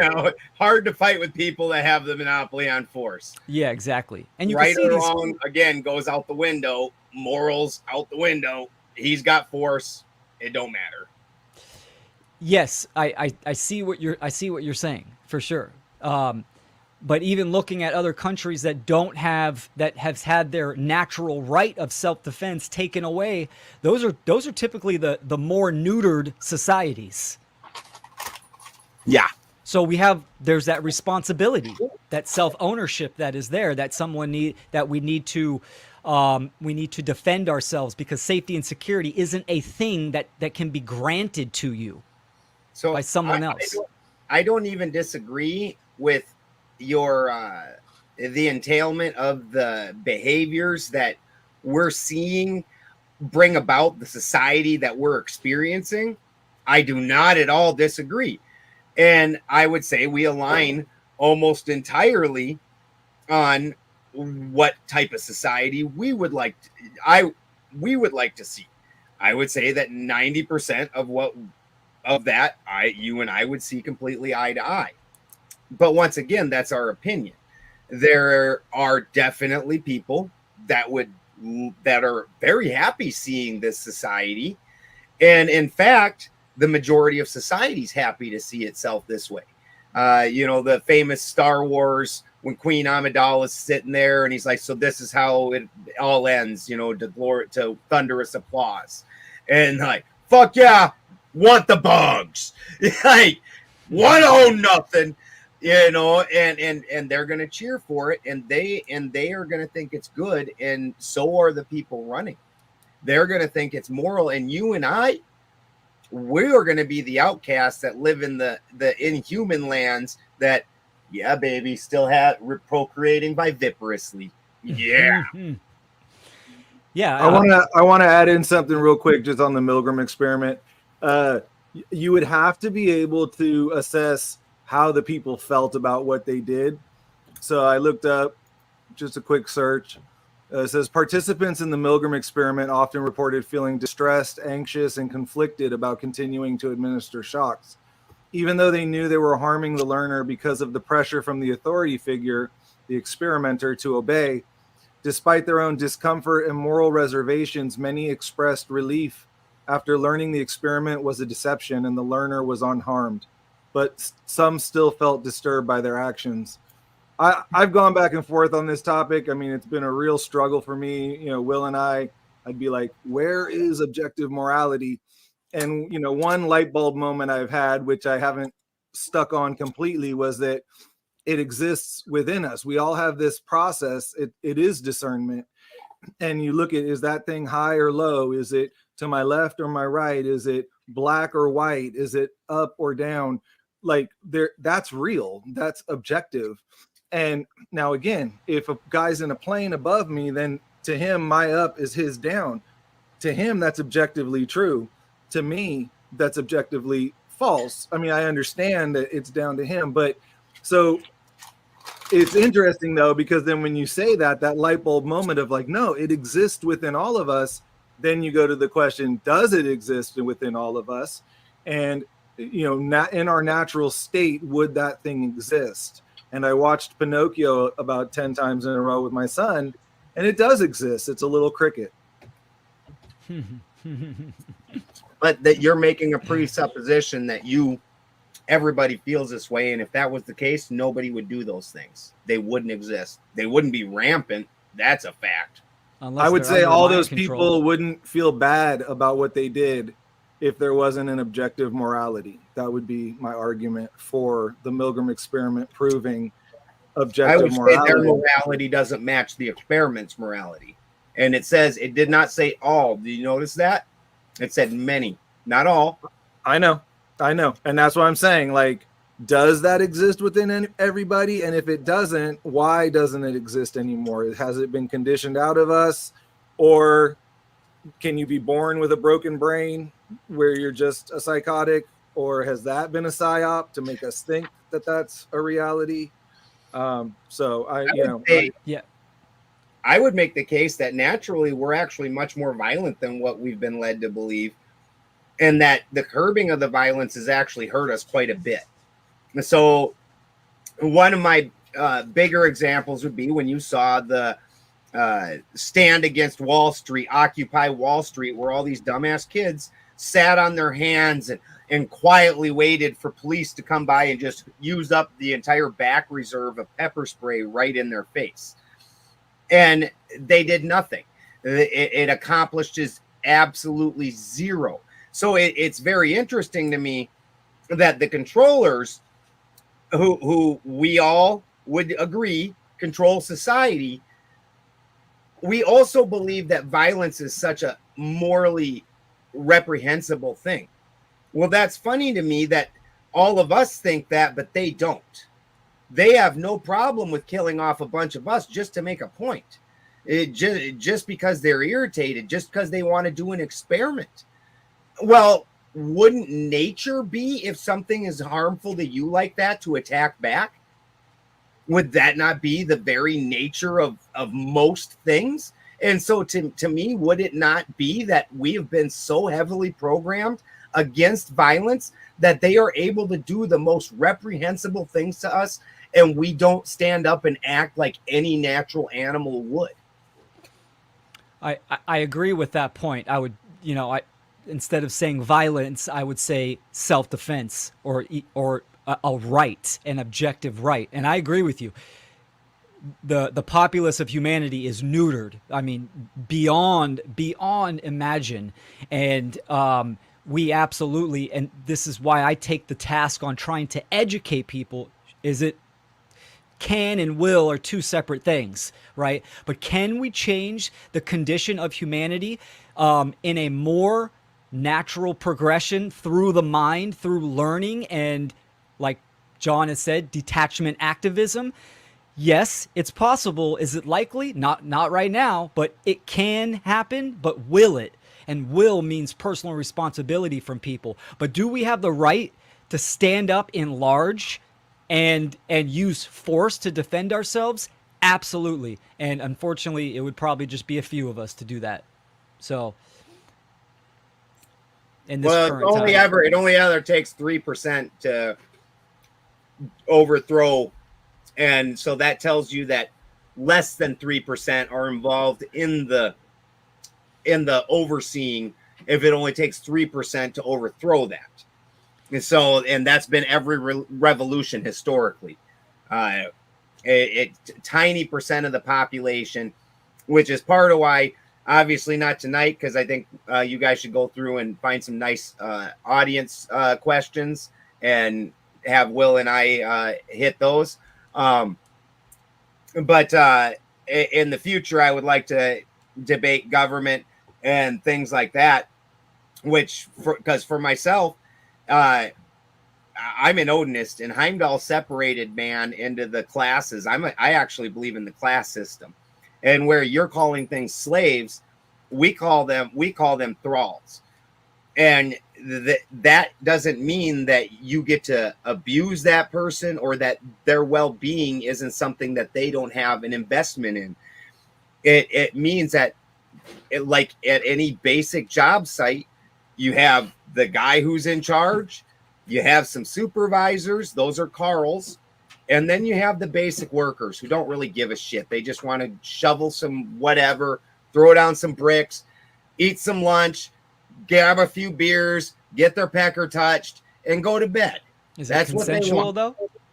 What's that? Is it consensual? Yeah, that is consensual. That's what they want. That's a choice. And that is what most of these people want, or else the controllers, again, who are at least 2% or less, would never be able to control. They want to be controlled because 95% of people don't think.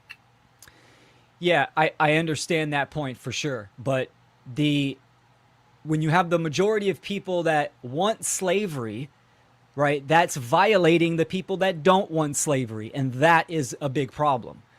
Because we're not talking about preference or in a community where some people are just workers. You're talking about the continue evolving violation of other free will beings. I also don't like this system. Yeah. It's whether it's objective or subjective that we disagree about. Go ahead. But go ahead with hit us with some audience questions. Yeah, I'll throw one in real quickly. You guys talked a lot about violence. We want to talk a little bit more about sex and sexual immorality. I know you both have not included religion into this argument, but I want to say that in America, there's a certain part of the school day where we would stand for the Pledge of Allegiance, and then we'd recognize the Bible, and then there'd be a time for prayer in schools, and that could be to any God that people believed in. So this element of moral education in the school systems and this quality of teaching children what rules are, what morality is, what taboos are, giving like Aesop's fables types of stories for moral education, that seems to have been removed. I had a 7th grade homeroom teacher, 6th, 7th, and 8th grade, and his personal faith was brought into the classroom, and he did his best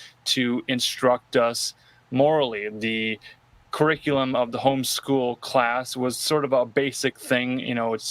Let's talk about these issues today. He would take it a step further and he would say, biblically, the Bible says this and this type of thing. In a public school, there's also private Christian schools. So this idea of moral education seems to me proving that morality is the nature and the nurture. It's taught, it's reinforced through examples, and the whole disciplinary system through the principal, through detentions, through hall pass monitors, all of this being trained into people. That might also include the idea of neutering the students so that they don't respond in violence. If that's the masculine impulse to get up, take your shirt off, and run around the classroom, and then the female impulse is to say no, we're going to drug you. So the use of sex, drugs, and rock and roll. Let's have at it. Will, what's up with that? Yeah, there's a reason why morality has been stripped out of schools, but morality for the longest point, without the religious context, is it almost, you're in the realm of occultism when you're looking at it as scientific and metaphysical and philosophical, right? But morality and ethics is a branch of philosophy. But when we look in public education, of course, it's always been in the guise of a religion, and that religion is also the arbiter of truth. So it's using a type of, mind control for sure. But aligning something, murder in government law, and then in reality, it's not contradictory. It goes together. It cancels each other out. Like, you don't need a government to say, oh, don't murder. You can discern this yourself in reality. So if that was the case, then why do people still murder? And to more to the point, the government even says don't murder. The Bible says don't murder. All these things actually say don't murder, but people be murdering as hell. Lots of murdering. Because they have free will choice, right? Why do people still make cat videos? It's like that shit's so, mid 2010s. Cats are fucking wonderful, Will. I love cats. I just took a cat Let's get into this, man. So on Weaving Spiders, we did talk about how babies are made. We talked about penis, and we talked about vagina, and talked about sex education. We've been talking a lot about violence and taking of life. Is there a place for the government to give life, meaning forcing married couples to have children, or in some way incentivizing them to have children? And is there a role in subjective and objective morality in terms of, marrying and making babies and raising family and educating them? Well, first of all, I'm an abolitionist, so I think external government needs to be completely decomposed and needs to be rid of as a belief system and a religion that it is, right? Because it does not align with reality, right? It is mind control, it is coercion, it is violence, etc. That does not mean that there's a structure that aligns with moral principles and ethical principles. For sure, there can definitely be cooperation in a voluntary society where there's voluntary interaction, and objective and subjective with having babies and marriage. Was that a part of the question? Yeah, we talked to a guy who was in kind of the red pill community in the terms of pickup artists leading to sexual encounters, pleasure principle, orgasm, that sort of thing. So hypothetically, if I coerce a woman to, in the missionary position on a Saturday night, Sunday morning, she's pregnant, 9 months later, we're having a baby together, and then marriage is a choice along the way, shotgun wedding or whatever.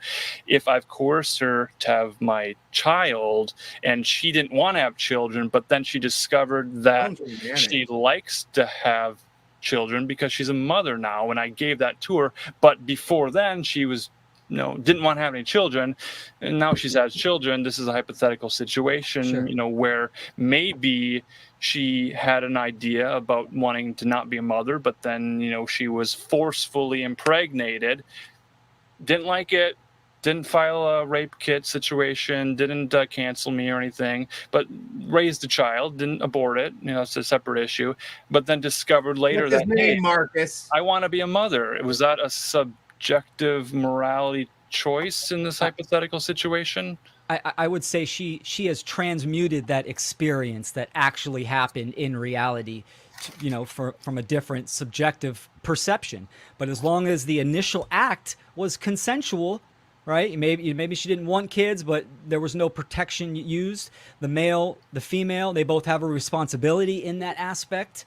And 50 Shades of Grey and all of this smut literature proves that it seems to sell. It seems to sell well, and women are going to the theater to see domination and submission and men forcing themselves on women, and this is what's exciting them, and they're buying movie tickets to see this stuff. There's no consent involved, and that's exciting. And then maybe babies are made, and maybe that's how the species is procreated. There's such a concern now in Japan and other further industrialized civilizations. Now this is the fourth industrial revolution, and we're getting into love dolls and AI and VR work experience. So in this now future cyberpunk world that we're living in, with the laws that have been in place and the laws that are going to dictate future decisions, what is the argument for morality being objective or subjective based off of our current future? We're living in the future. We don't have flying cars yet, but this is not the past. This is not the 1990s. We have the internet. We have X, Twitter banned in Brazil. We have this new thought war happening. The world that we're living in today, is this proof that morality is objective or subjective? Oh, I think it's proof that it is. It's proof that it is objective, because you're always going to get a condition of chaos, always, and disorder with immoral actions. What you were describing earlier is epidys-eugenics, right? Through mind control, through social engineering, you are influencing people from a distance, influencing them with information to act a certain way, and that is for downbreeding, eugenics, dis-eugenics. So, the Margaret Sanger Society, Planned Parenthood, all this type of propaganda has done this, movies in Hollywood, etc.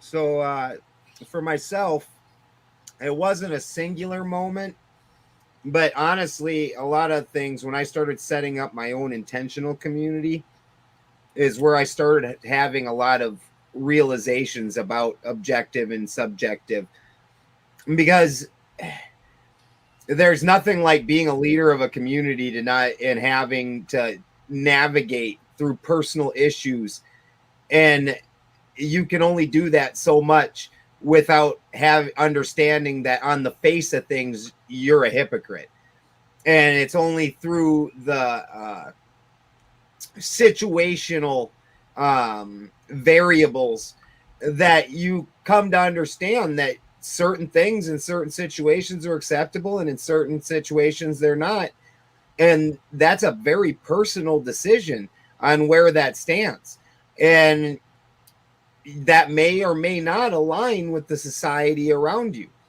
but it's the actual act in and of itself is the only objective thing that you come to understand. And then you have to, as a person, own your position according to that act, and then understand that that is your choice, your morals that you chose to follow. That I choose not to murder people. I choose not to rape people. I choose those things. I don't need a God. I don't need internal monologue, any of those things. I myself, as a person, have made those choices that those are things that I think are good. And I own that entirely.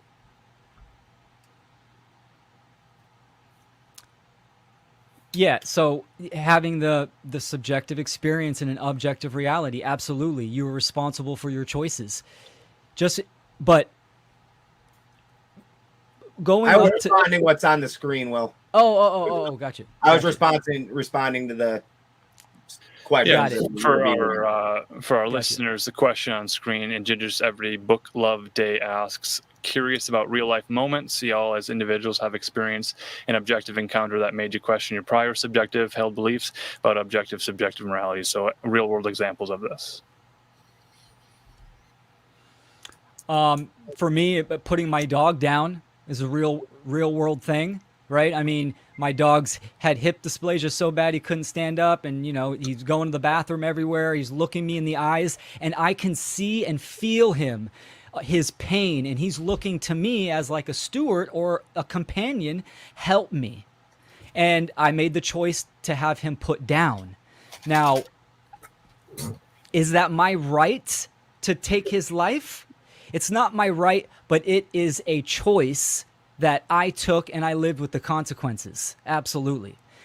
I mean, looking at everything as kind of energy, and is murder, is that worse than coercion or stealing someone's bike? Absolutely it is. It has more energy, negative energy attached to it. So here's another touchy subject: abortion. Abortion, you don't have the right to take another's life, but you do have the choice, and you might be in a bad situation where you're going to make that choice and have to live with the consequences. I myself was in that situation. We made that choice. It's something my partner at the time and I regret to this day. So I'm down with the public duels for public officials, Slick. I did see that question. Question being public duels to defund and redefine the sports industrial complex. I guess put it in like a Mad Max Thunderdome. Let people fight it out. Gentlemen duels or fisticuffs. They teased us with it. They're like, Zuckerberg and whatever Elon Musk are gonna MMA it up. They teased us with it. All we needed was Zuckerberg to get a little midget to sit on top of him, and them to put a dome on top of it. Gold. Yeah. Sure. Yeah. Question. Even like the UK. What's going on in the UK about, right now? Demon parasites, angels, demons, spiritual dimensions. There hasn't been a lot of talk of capital R religion. We did an episode where we talked about religionism. The audience wants to know specifically about this a spiritual dimension to consciousness levels and what's at play there. I like I do believe I wouldn't call them as much parasites as energetic things. I think there's energetic forces, and we're in I've seen this mentioned in the chat, the season a number of times, and I think we're in a specific season, but I think it's a cyclical thing where, just like my garden, at the end of the year I have to destroy everything out in the garden so that way there's room for those next year's things to come up. So I definitely think that's, I mean, I'm not into the whole Abrahamic angels and demons, but I think there's forces that are very destructive at play right now going on. And religiously, it gets funny. Again, I'm a heathen. So was the guy my enemy or not that it got killed? If he was my enemy, so he would have tried to kill me. What difference does this make? Like, this guy probably would have killed me. Like, and these people that are going around thieving and doing things like that and causing harm on our properties and things, well, did they need a murdering?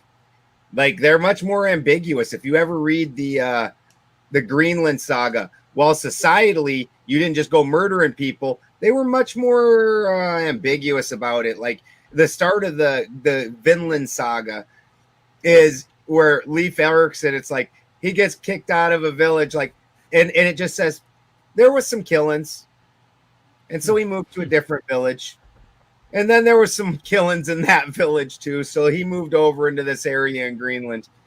Like they're not even about borders. Good old Germans. They're like, there's zero emotion attached to it. Like, yeah, there was some killings. So we put up fences, we put up walls, we separate each other. You know, some animals don't get along. If it's a human zoo, we got to keep different animals in their separate cages. This sort of self-imprisonment or the self-imposed quarantine over the last 4 years seemed to work really well. We had carbon emissions down. The skies were blue and green. I didn't see any chemtrails or contrails or anything in the sky. Maybe some UFOs or flying saucers or Project Bluebeam or programming for that. But you know what? Last 4 years, when the roads were clear and people were staying home, that was pretty good. People weren't getting in fights. So maybe we should all just ground ourselves and live in our backyards and not explore anywhere, and stay in our little cubicles and not look at our neighbor with lust in our hearts, our eyes. And if we don't interact, then how are we going to procreate and continue the species? That's that epigenetic, eugenic sort of birth control argument that probably comes into morality being objective, subjective. We're not specifically talking about the rights of abortion, but that is always a topic in rural areas. You have cities, and then you drive out of the city and you drive through pastures and farms and cornfields, and then you see people voluntarily put up signs talking about rights to life and abortion is murder, and the heartbeat starts at how many weeks and all this thing. And then the cities, in the cities, they're all marching around the courthouse with pussy hats on saying it's a woman's right to choose, and the man saying, well, I want to choose for us as a family. We're talking about creating families and the best way to live, and regardless of whether morality is objective or subjective, there is a need for companionship and friendship. We've talked a lot about violence and fighting and breaking rules. What are the spiritual rewards for living a good life? And is that coming from government, from your neighbor, from your wife, from your girlfriend, from your thrall, your crush, the person you submit to, a S&M relationship, your sugar dad, your mama? I mean, what is driving human behavior in this world? Subjectively, objectively, morality, amoral behavior, greed is good. Is it really profit margin? Is it the economy, stupid? Is it the economy? Is it Bidenomics? How does this play out in the US of A in 2024? Yeah, I think it comes down to what do humans value? And Donuts. They got donuts. needlecraft because they were given cheeseburgers Krispy and donuts. Yep, Kreme. exactly. And you could see how what people value, and it's unfortunate. And sure, I'm not talking about certain preference, how you like your ice cream or something like that. Big things like the lack of meaning and purpose, the lack of value of truth, and then of course morality, and just nature and the human connection, the interconnection that we have, right? These things aren't prevalent in Normieville and the society. So I mean, I'm very much I'm a pagan animist. I think that cities are the third world. I don't. I think somewhere like where Ben's living, nature's the first world. Unnaturally creates a universe 25 situation. Yeah. Is what I think happens, because obviously I think you agree that we're not as a plane or as a world, the whichever you want to call it, the space has not been taken up. But what's happened is because all these people have moved out of the country and have conglomerated into the city, where before, like in the United States, small town America is fucking dead. It's dead. Like there is a million little tiny towns that are used to be thriving, and they're now dead because everybody moved to the city. So do you think that more of this is this societal degradation might be the Universe 25 effect, due to them all pulling into these isolated spots? What is the Universe 25 situation? Well, they did. It's called 25 because they repeated this experiment 25 times. And so they took these rats and they gave them a utopia. So then, oh yes, okay, yeah, the rat utopia experiment. And so eventually, each time, before they ever reached, that was the interesting part, before they reached capacity, they would have this societal breakdown that we can match very similar to what we see happening, and I would state that happening primarily in cities, because you go out to small town America, you still see what you would have expected out of like the 1950s. And you go to the cities, this is where you see all the extraordinarily wild things. Absolutely. Yeah, I mean, that comes down to perception, thinking that this is the way that we need to live, and this is that lack of connection of the natural world. And yes, the natural world has entropy and syntropy for sure. There's going to be both. There's death and life in balance. But to think that we all can live packed in a city and that's not natural. It's bound to break down for sure. Compacted in a city for sure. I keep hearing the word centipede. Centipede, is that a Pokemon? Is that a Pokemon Go thing where we entice people to play a video game and we give them XP and experience points and gym badges? What is centipede, and what does it have to do with syntropy? Morality? Oh, centipede. The syntropic force. So you have entropy, which is the breaking down and the condensing.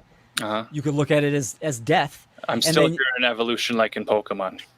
Yeah, evolution or involution. They're two forces of nature, macro forces that interact and do this dance. Right. Yeah. We're talking about a civilization, a society in America where Pokemon's the biggest thing. It's out of Japan, and everyone loves Pokemon Go, and they love the incentive to have a smartphone with GPS, and that's what got them out of their houses to go on hikes, this sort of virtual thing, which is leading to this question of social credit score and good guy points and good boy points, and you get your chicken nuggets and you get your coupons and you can spend your money, your EBT, on your universal basic income. And these are ideas that are coded and ready to go. They're ready to press the button, flip the switch, and say civilization now has a universal basic income. You have your good boy points, so your car can allow you to travel 25 miles today or 30 miles today.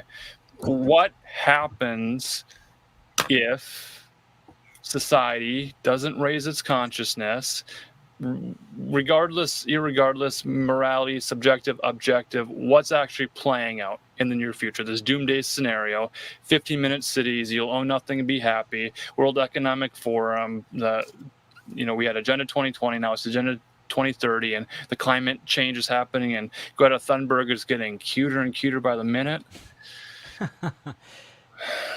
It's the elimination of free will.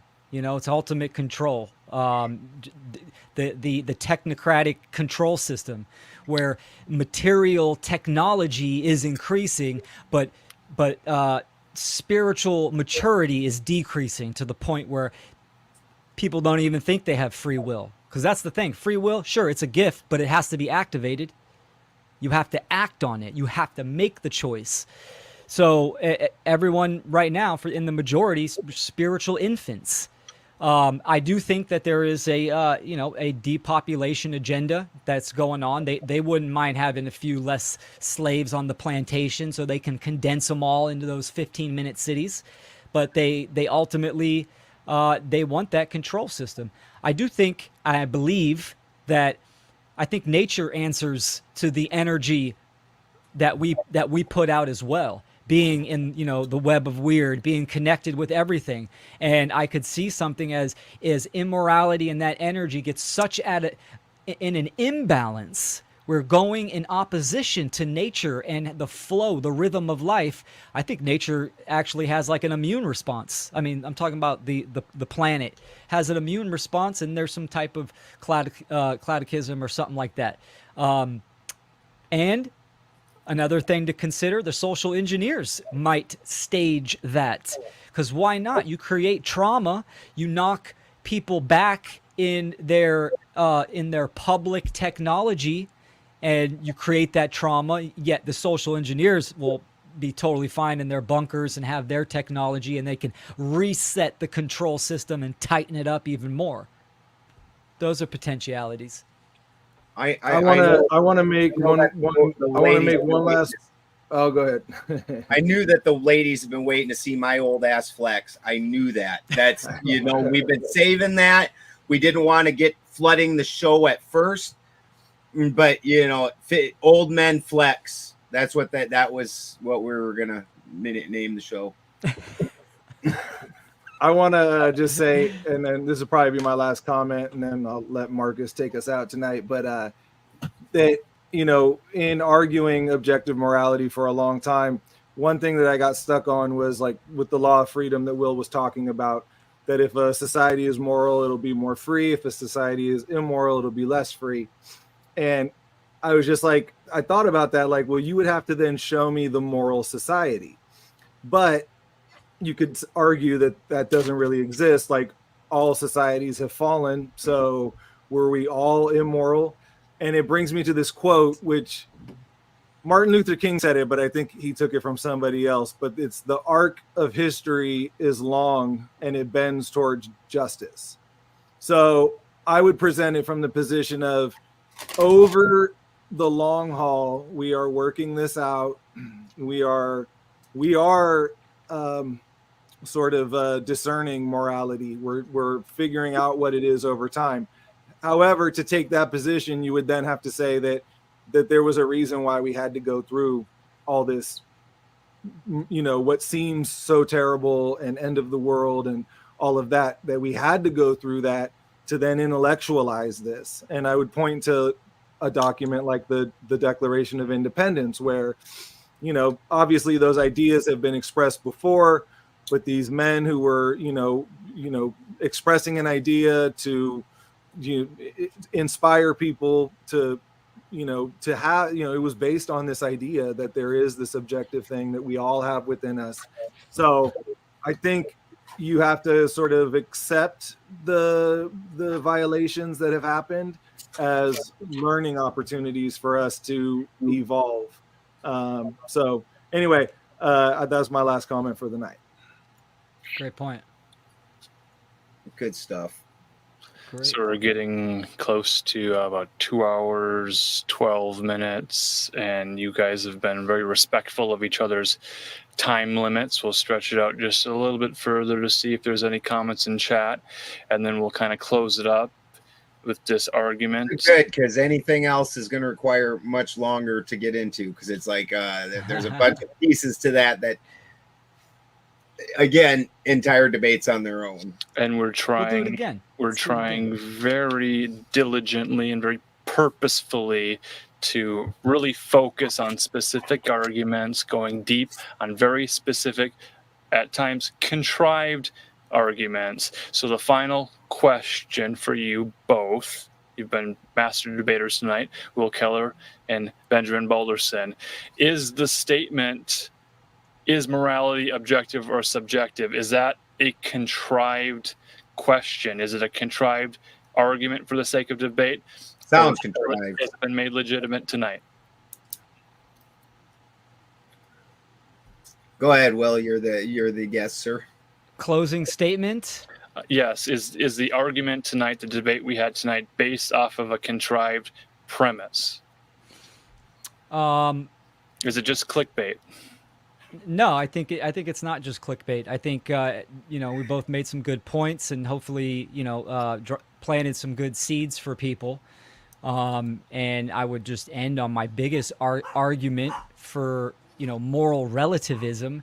When you have a society that enshrines moral relativism, you can justify anything, even truth, right and wrong, any type of action, what's going on in the world. You can justify it. And that's exactly what the control system does. And I do like what John said. It's just like an addict, right? You don't know. You're not like, oh, well, we're at rock bottom here. This is my rock bottom. I better start, improving and working my way up. You always look back on it, like after you got over the hill. And I do see the cyclical nature in humanity's evolution. And it's like a wave function with the trough and the arc. The question is, how long and deep is the trough going to go before we start to turn back upwards and make that climb to the arc and look back and say, fuck, that was brutal. We learned a great lesson. And I think that understanding the fundamental and foundational principles, the standards on interactions with each other, that it is objective, understanding that is at the core of evolving and turning the tide from the condition of slavery towards freedom and higher awareness and consciousness.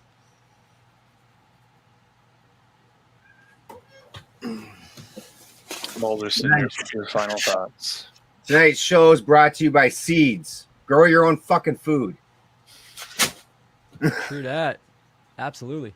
So it's good food for thought. While I agree with Will on most of his what I would call morality, again, I don't see where this is at all objective. In my opinion, all morality is all morality is relative. Whether you've picked a religious system because you think that it aligns morally, or you've decided to go left-hand path and just pick your own set of morals, moral relativity applies to all of us. Is straight out. Some of us want to own it, some of us don't. But we all end up choosing, as Will has pointed out numerous times, we all have that free will to act in the way that we deem best. And we all do. I don't in any way believe that there's any Dr. Evils, that anybody sits in a mirror and goes, I'm evil. I believe that everybody, even the ones that we would consider evil, are acting in what they would consider their own good, possibly in the good of society.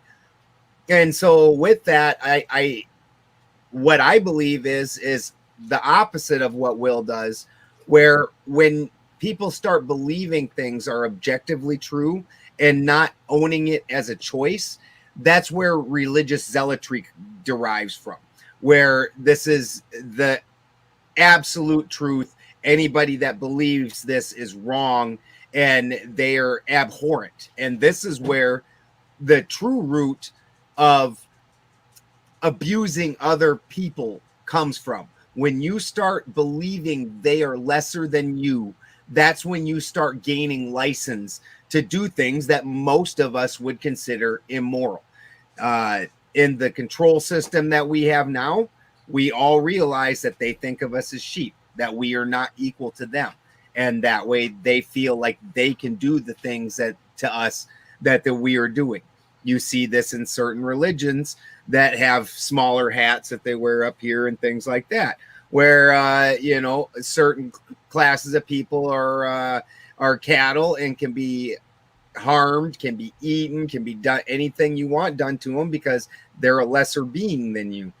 And so anytime you can put such an absolutist spin on your morality, then anybody that does not fit into that, it becomes, by the very nature of it, evil and something that should not be. Where when you start owning your morality and saying, this is my choice that I think is better, and possibly a choice that a larger society should also experience, such as, I don't think you should be murdering, maybe the whole society should do that. But again, that's not because I'm somehow God-given or some giant superior being that's out of desire to see the embetterment of all.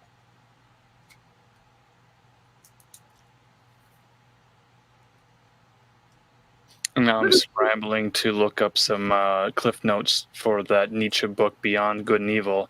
If evil and good and evil are in the eye of the beholder, maybe that's a position some people take. It's sort of this point of view, reality tunnels with our social media, X, Twitter, Snapchat, this idea that everyone has a phone and they can record their lives and they should vlog it and live stream it.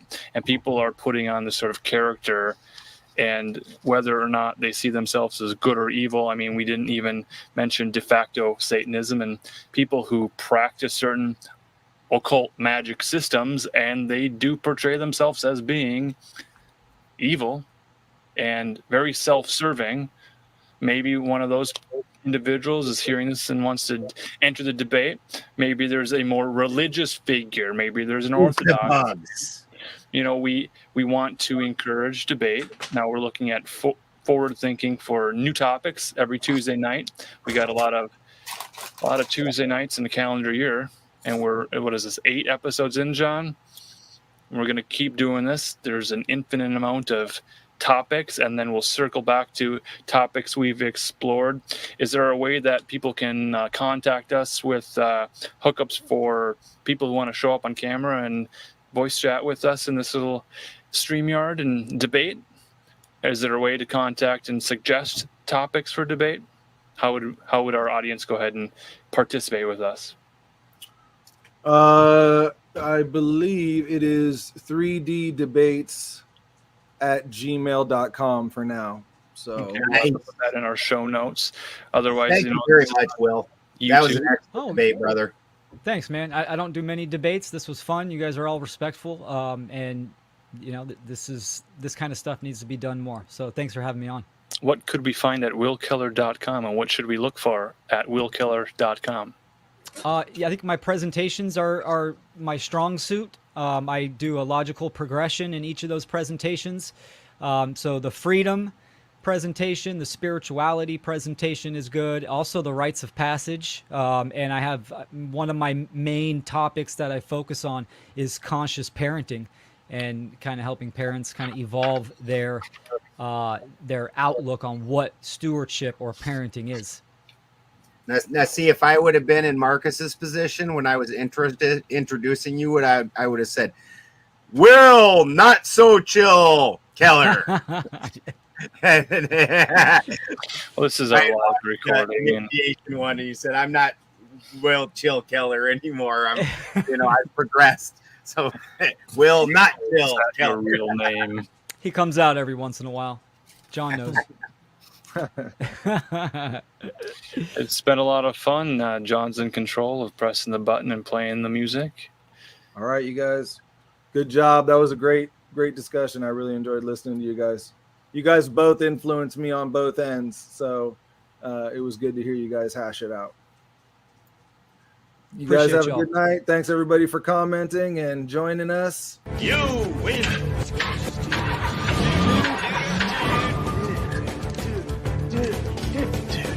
You metal, dude. Dudes, deliberating.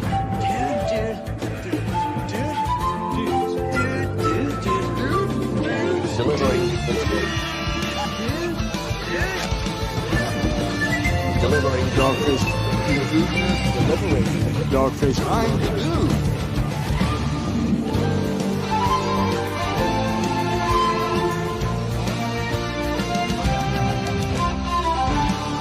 One minute, dude. 9, 8, 7, 6, 5, 4, 3, 2, 1, fight!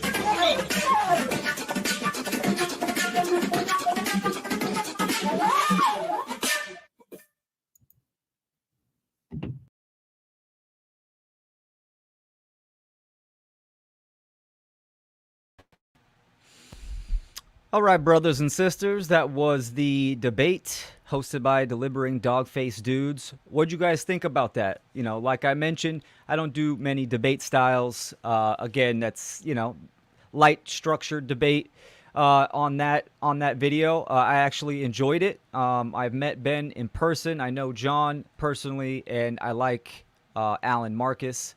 So they are good guys. It was a good space. Let me know if you guys have any comments or strengths or weaknesses that you saw in that debate.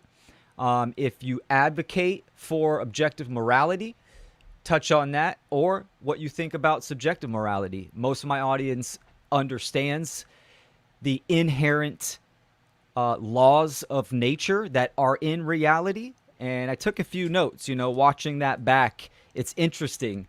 And, you know, you're always going to have do's and don'ts when you watch a piece of content back that you yourself do. So it was great to see that and kind of and jot some notes down. But real quick, I want to go through some of these comments that people had. Here's probably one of the biggest points that I think Ben failed to recognize, and maybe I didn't convey enough or have an emphasis on. Logan Hart states that human ignorance is not a valid metric for what is and isn't true. People do all kinds of stupid things. That doesn't mean it's smart. People can do evil or ignore morality. That doesn't mean it doesn't exist. Free will does not invalidate an objective moral framework for human behavior. 100%. Absolutely. Our perception is not reality. It's an attribute of our experience. It's a tool of being human. And of course, depending on our programming and conditioning and the information that we take in, I mean, there's going to be an unlimited amount of perspectives. But yet we exist in this reality, and just like we are human, we know we need air, we need water, we need sustenance. You better know that if you fall in the ocean or in a large body of water, you need to know how to swim. Like, these are objective principles that apply to human beings. Same with cause and effect, and the behavior that we choose in our life, in our interactions, is going to have a consequence. And we can see this through harm, or some people can't see it, right? If they are ignorant or dimmed inside. But that doesn't change the fact that it happened and that there is culpability. That's one of the main things I didn't stress in that debate, is the culpability. If you take the situation that someone got shot and someone died, absolutely, that is objective. But there's culpability there.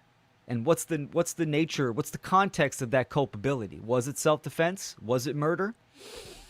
So, really good comment by Logan. Absolutely. Human ignorance is not a valid metric for what is and isn't true. Truth being what is, what has manifested, and what is manifesting, independent from what we think, what we feel, what our experiences have told us. This is why there is a scientific method and a process of critical thinking for us to get down to the root of something. So, yeah, really good comment. Nick says he's noticed pretty large channels now talking about morality. That's good to see. Absolutely. That's great. Share those channels. I think anybody doing, the one great work or going public and talking about objective morality needs to take a chance, put themselves out there, dive right in. And, these debate channels might be a good aspect to engage in. 100%. My sidekick wants to join the stream. Thank you. Say hi, Pocket. So, yeah, that's great. I mean, morality, the topic of morality needs to be prime. 100%. What's more fundamental and basic than you exist? It's a fact. Truth. And because you exist, you are going to interact in reality. You are going to perform actions. What is the condition of those actions? Is it initiating harm? Right? Are you using force to defend yourself? And I have a presentation in the work called Internal Ecology. It's strictly about ethics. Again, the science of morality, the attributes of objective moral principles within oneself. These are good to know. Things like honesty, compassion, justice, courage, respect, loyalty, gratitude, responsibility, generosity, right? These are virtues. And these virtues can aid in us being moral. I do find it interesting that, and I get this a lot when I talk about objective morality. Well, there's two things. One, religion is always brought into it. It's always brought into it like the expression of the knowledge of objective morality is a religious category. It drives me crazy. And that's a reason for that, right? Through all these cultural religions, or just religions in general, trying to be the arbiters of right and wrong and the arbiters of truth and trying to say what the law is, that we see this effect, that it's considered almost a religious topic, which it is not. It's not, has nothing to do with religion whatsoever.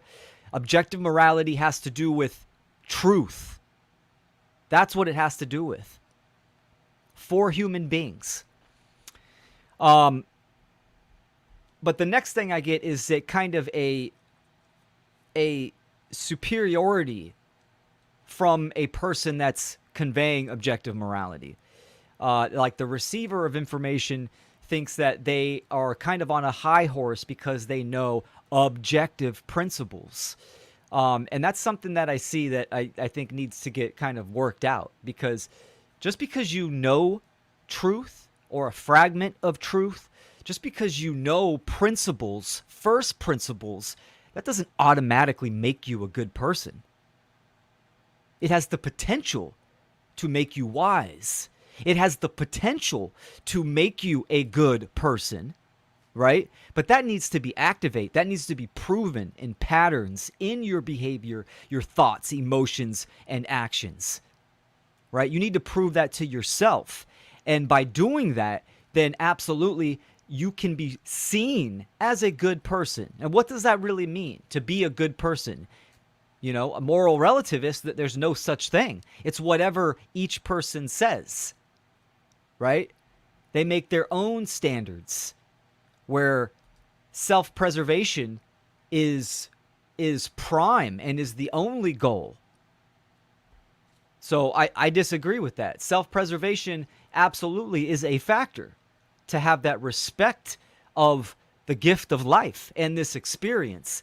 But for it to be dominated and for it to be the motivating, driving force in your life over doing what is right, over justice, over truth itself, absolutely this is, an egoic state of mind. So, let's see. Any more? Patrick had some great comments. Always appreciate your engagement, Patrick. No one in the Milgram experiment were threatened with violence, so it wasn't coercion. Absolutely. It was simply the illusion of authority dictating, issuing a command. And because of that white lab coat, the priest, and if I recall, there was all the priest, the authority figure was saying was, you need to proceed with the experiment, sir. Push the button. He was saying stuff like that. So it would be coercion when you are violating the other person's free will, like through duress and threat, the threat of violence. If you don't push that button, then this will happen to you.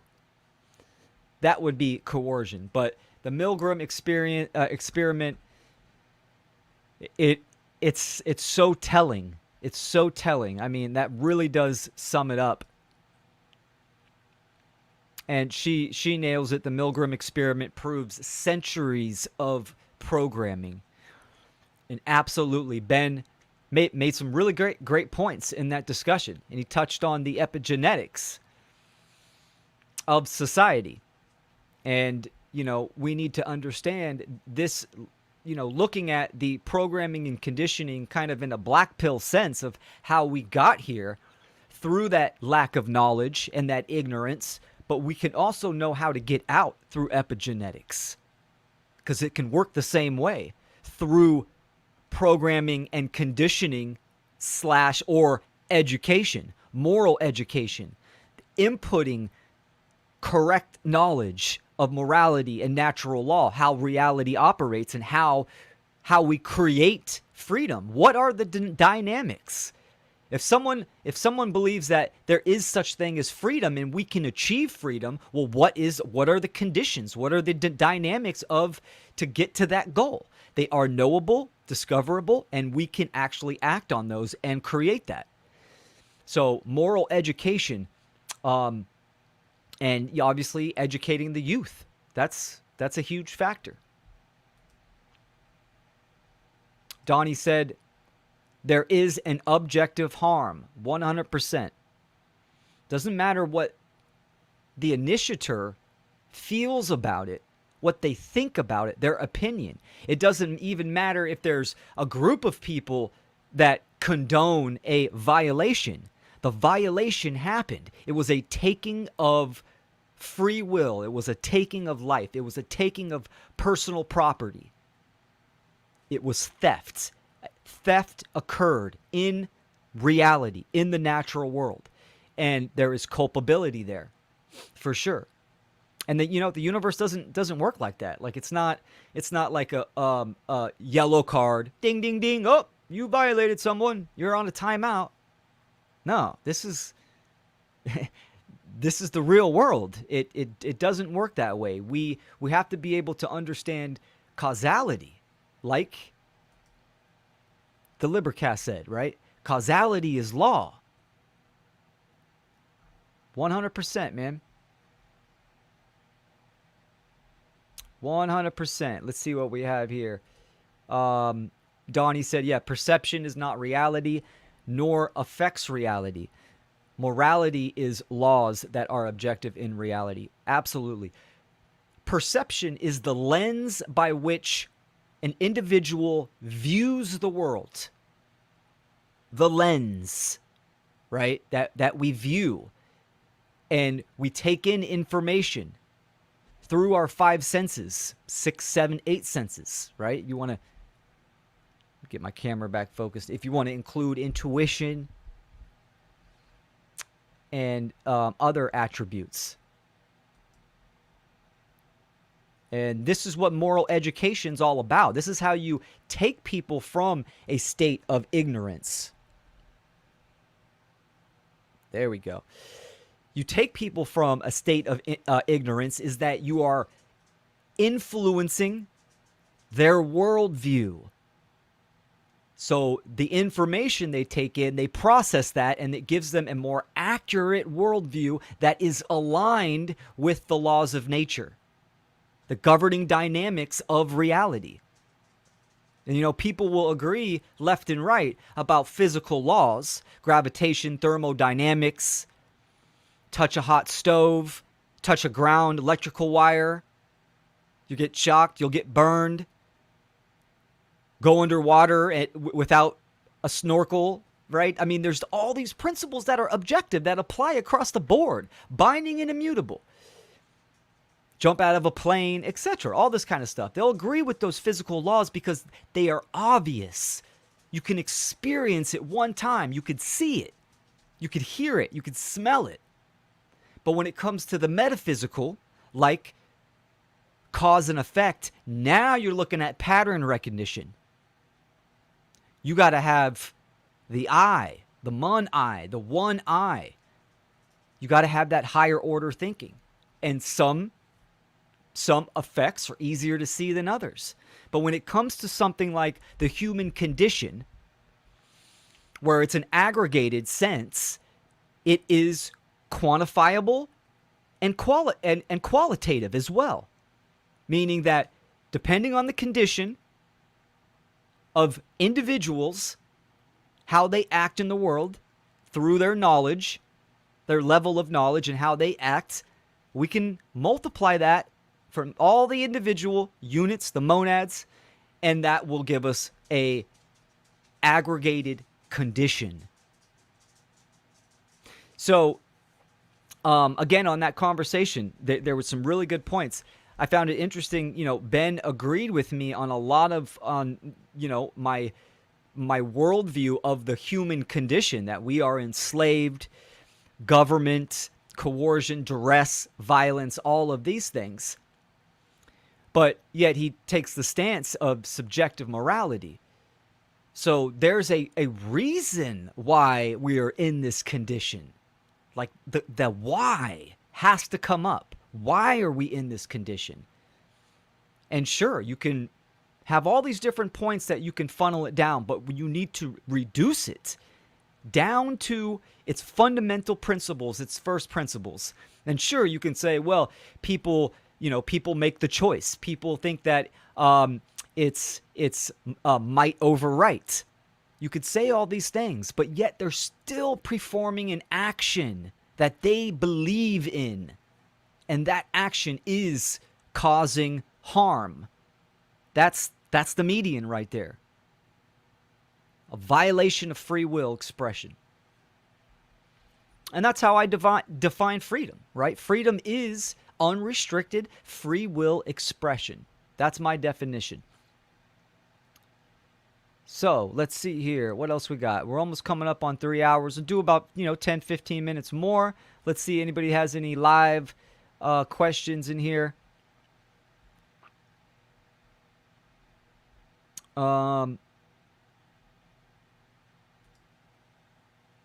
Shano, good things about debates. You can funnel down to the truth. Yeah, I'm open on those type of platforms. Many platforms that I've seen, it really lacks structure. It lacks a basic level of respect. And the most important thing is teachability. A lot of these platforms don't have healthy teachability. It's just all about, whose dick is bigger, et cetera, et cetera. So it's just stroking the ego and being, emotionally reactive. And I'm willing to test myself on concepts. Absolutely. I consider myself open-minded because I have that willingness to change 100%. Dave Smith. Oh, that's the debate channel. Talks politics, not morality. Well, there's that calls for morality in politics, right? The morality of politics, lack thereof. So, CB, good seeing you always. Oh, the little one's cute. Probably talking about my sidekick, Pocket. You know, he runs the house. It's his world. You know, I'm just living in it. Have I considered going on Patrick Smith's Anarchast? Yeah, I would. I've seen people kind of do a debate style with Patrick Smith. It's feels kind of played out with him. I think from my understanding, he doesn't have a problem with objective morality. It's natural law that he has a problem with. So that, materialist mindset that he needs to see it when he doesn't understand that you do see it. You see the effect. It is the human condition. That is what you are experiencing. But I do have a video on my YouTube channel, and it was Mark Passio. It was like an intro to Anarchapulco. This was like 3 or 4 years ago when Mark was presenting there. And Patrick Smith interviewed Mark, and it's only about a 25-minute video, but Mark broke down objective morality in like 10 minutes. And it's flawless, and it's fantastic, and it floored Patrick Smith. He was like, whoa, you could tell that it was like shell shock to him. He agreed on many points, and then from there, he started doing kind of debates with other people. But again, his contention is natural law itself. Let's see.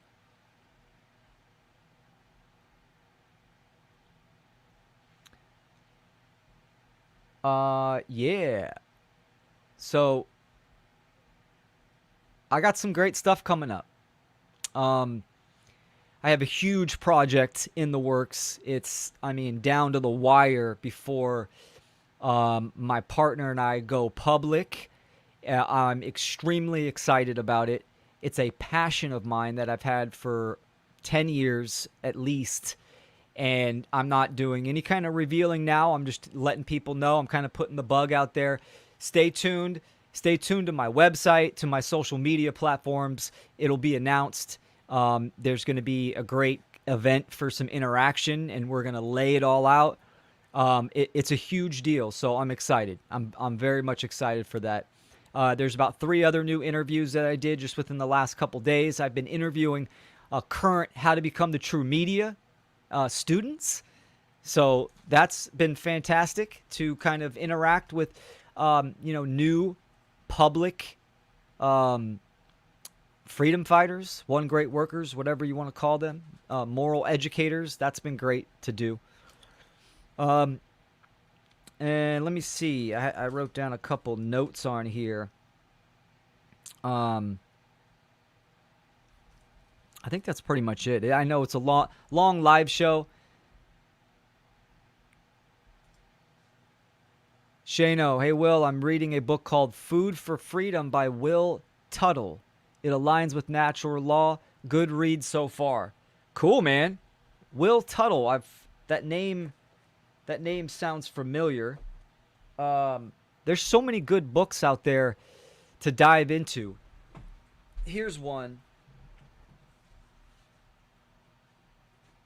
Now, I have probably about, close to 50 books on natural law. I really do, but some of them are better than others, right? Because, well, first, you can get into natural law in different contexts. So, for instance, Charles Rice, this one right here, 50 questions on the natural law, what it is and why we need it. Now, this is a priest in the Catholic Church, and I don't support the Catholic Church at all. I'm talking about the information in this book. He's talking about the governing dynamics of nature. He's just using different words. He might say God, but he calls it natural law. There's so much good information to understand the inner workings of the metaphysical properties, the moral and ethical properties of natural law in many different categories. This isn't a new concept. This has been, natural law has been studied, recognized, discovered since men drew breath. It is nature. It is understanding nature, just like a child being born crawls around and then learns how to stand up and then walk and then talk. It's inherent in our very being to interact with reality and to know ourselves and something outside of ourselves. So I'll look into that book for sure. That's great. Food for Freedom. Actually, I'm pretty sure I know what book you're talking about. So cool, man. Yeah, let me know. Let me know how that turns out. She's got that book too. Right on. Oh, she's talking about the Charles Rice.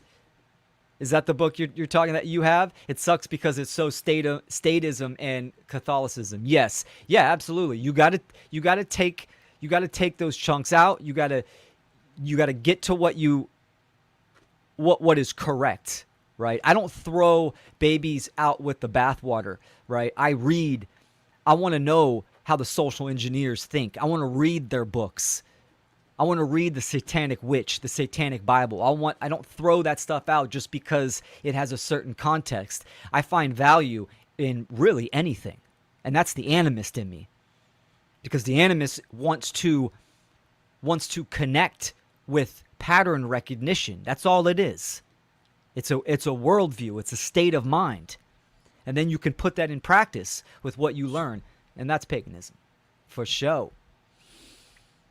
Yeah, and I got lots of books like that. Some better than others. And I think we need more people to write book form. I love books. I think it's a material shard of frozen knowledge. That's what a book is. So, yeah, I consider myself a book junkie. All right, everyone. Let me see. Thank you all for joining. We had some good numbers. I did get censored on Instagram. They said I violated community standards. So, fuck them. I mean, it is what it is. We're on other platforms. You can get to all my work on my website, willkeller.com. And let me see. I think there was something else to talk about. Yeah, stay tuned. Stay tuned. I got a few more interviews in the next coming weeks. Going to finish up some of these presentations, and then again, my huge event that is coming up very, very soon, so stay tuned. I appreciate you all for joining, your time and attention, and we'll see you next time. Have a good one.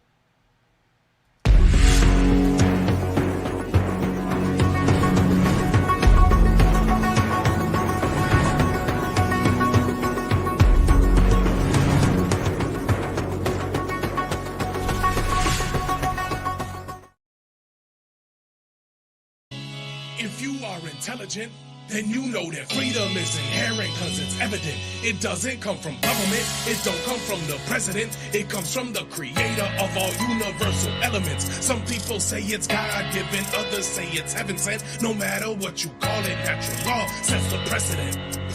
Subjective morality's a fallacy. There's laws that we cannot see, like gravity, that people accept happily, but tragically they believe that freedom has to be granted to them magically by royalty or majesty. It's sad to see people willingly give up their liberty because they don't really see the enemy that's on a killing spree. The state, it hates sovereign individuals because those who follow natural law and abide by all its principles are mentally invincible, immune to the brainwash. We liberate ourselves and then help others break the chains off. We ain't soft, we go hard like when the thunder hits. Guns and clips ready in self-defense from the government and the elitists running it. Blast them all, claim our freedom standing under it. Natural law, the elitists running it. Blast them all, claim our freedom standing under it. Natural law, freedom under natural law. For us all, yeah, freedom under natural law. For us all, yeah, freedom under natural law. For us all, what? For us all, what? Freedom for us all, what? You know what we do. Get big on FUNL.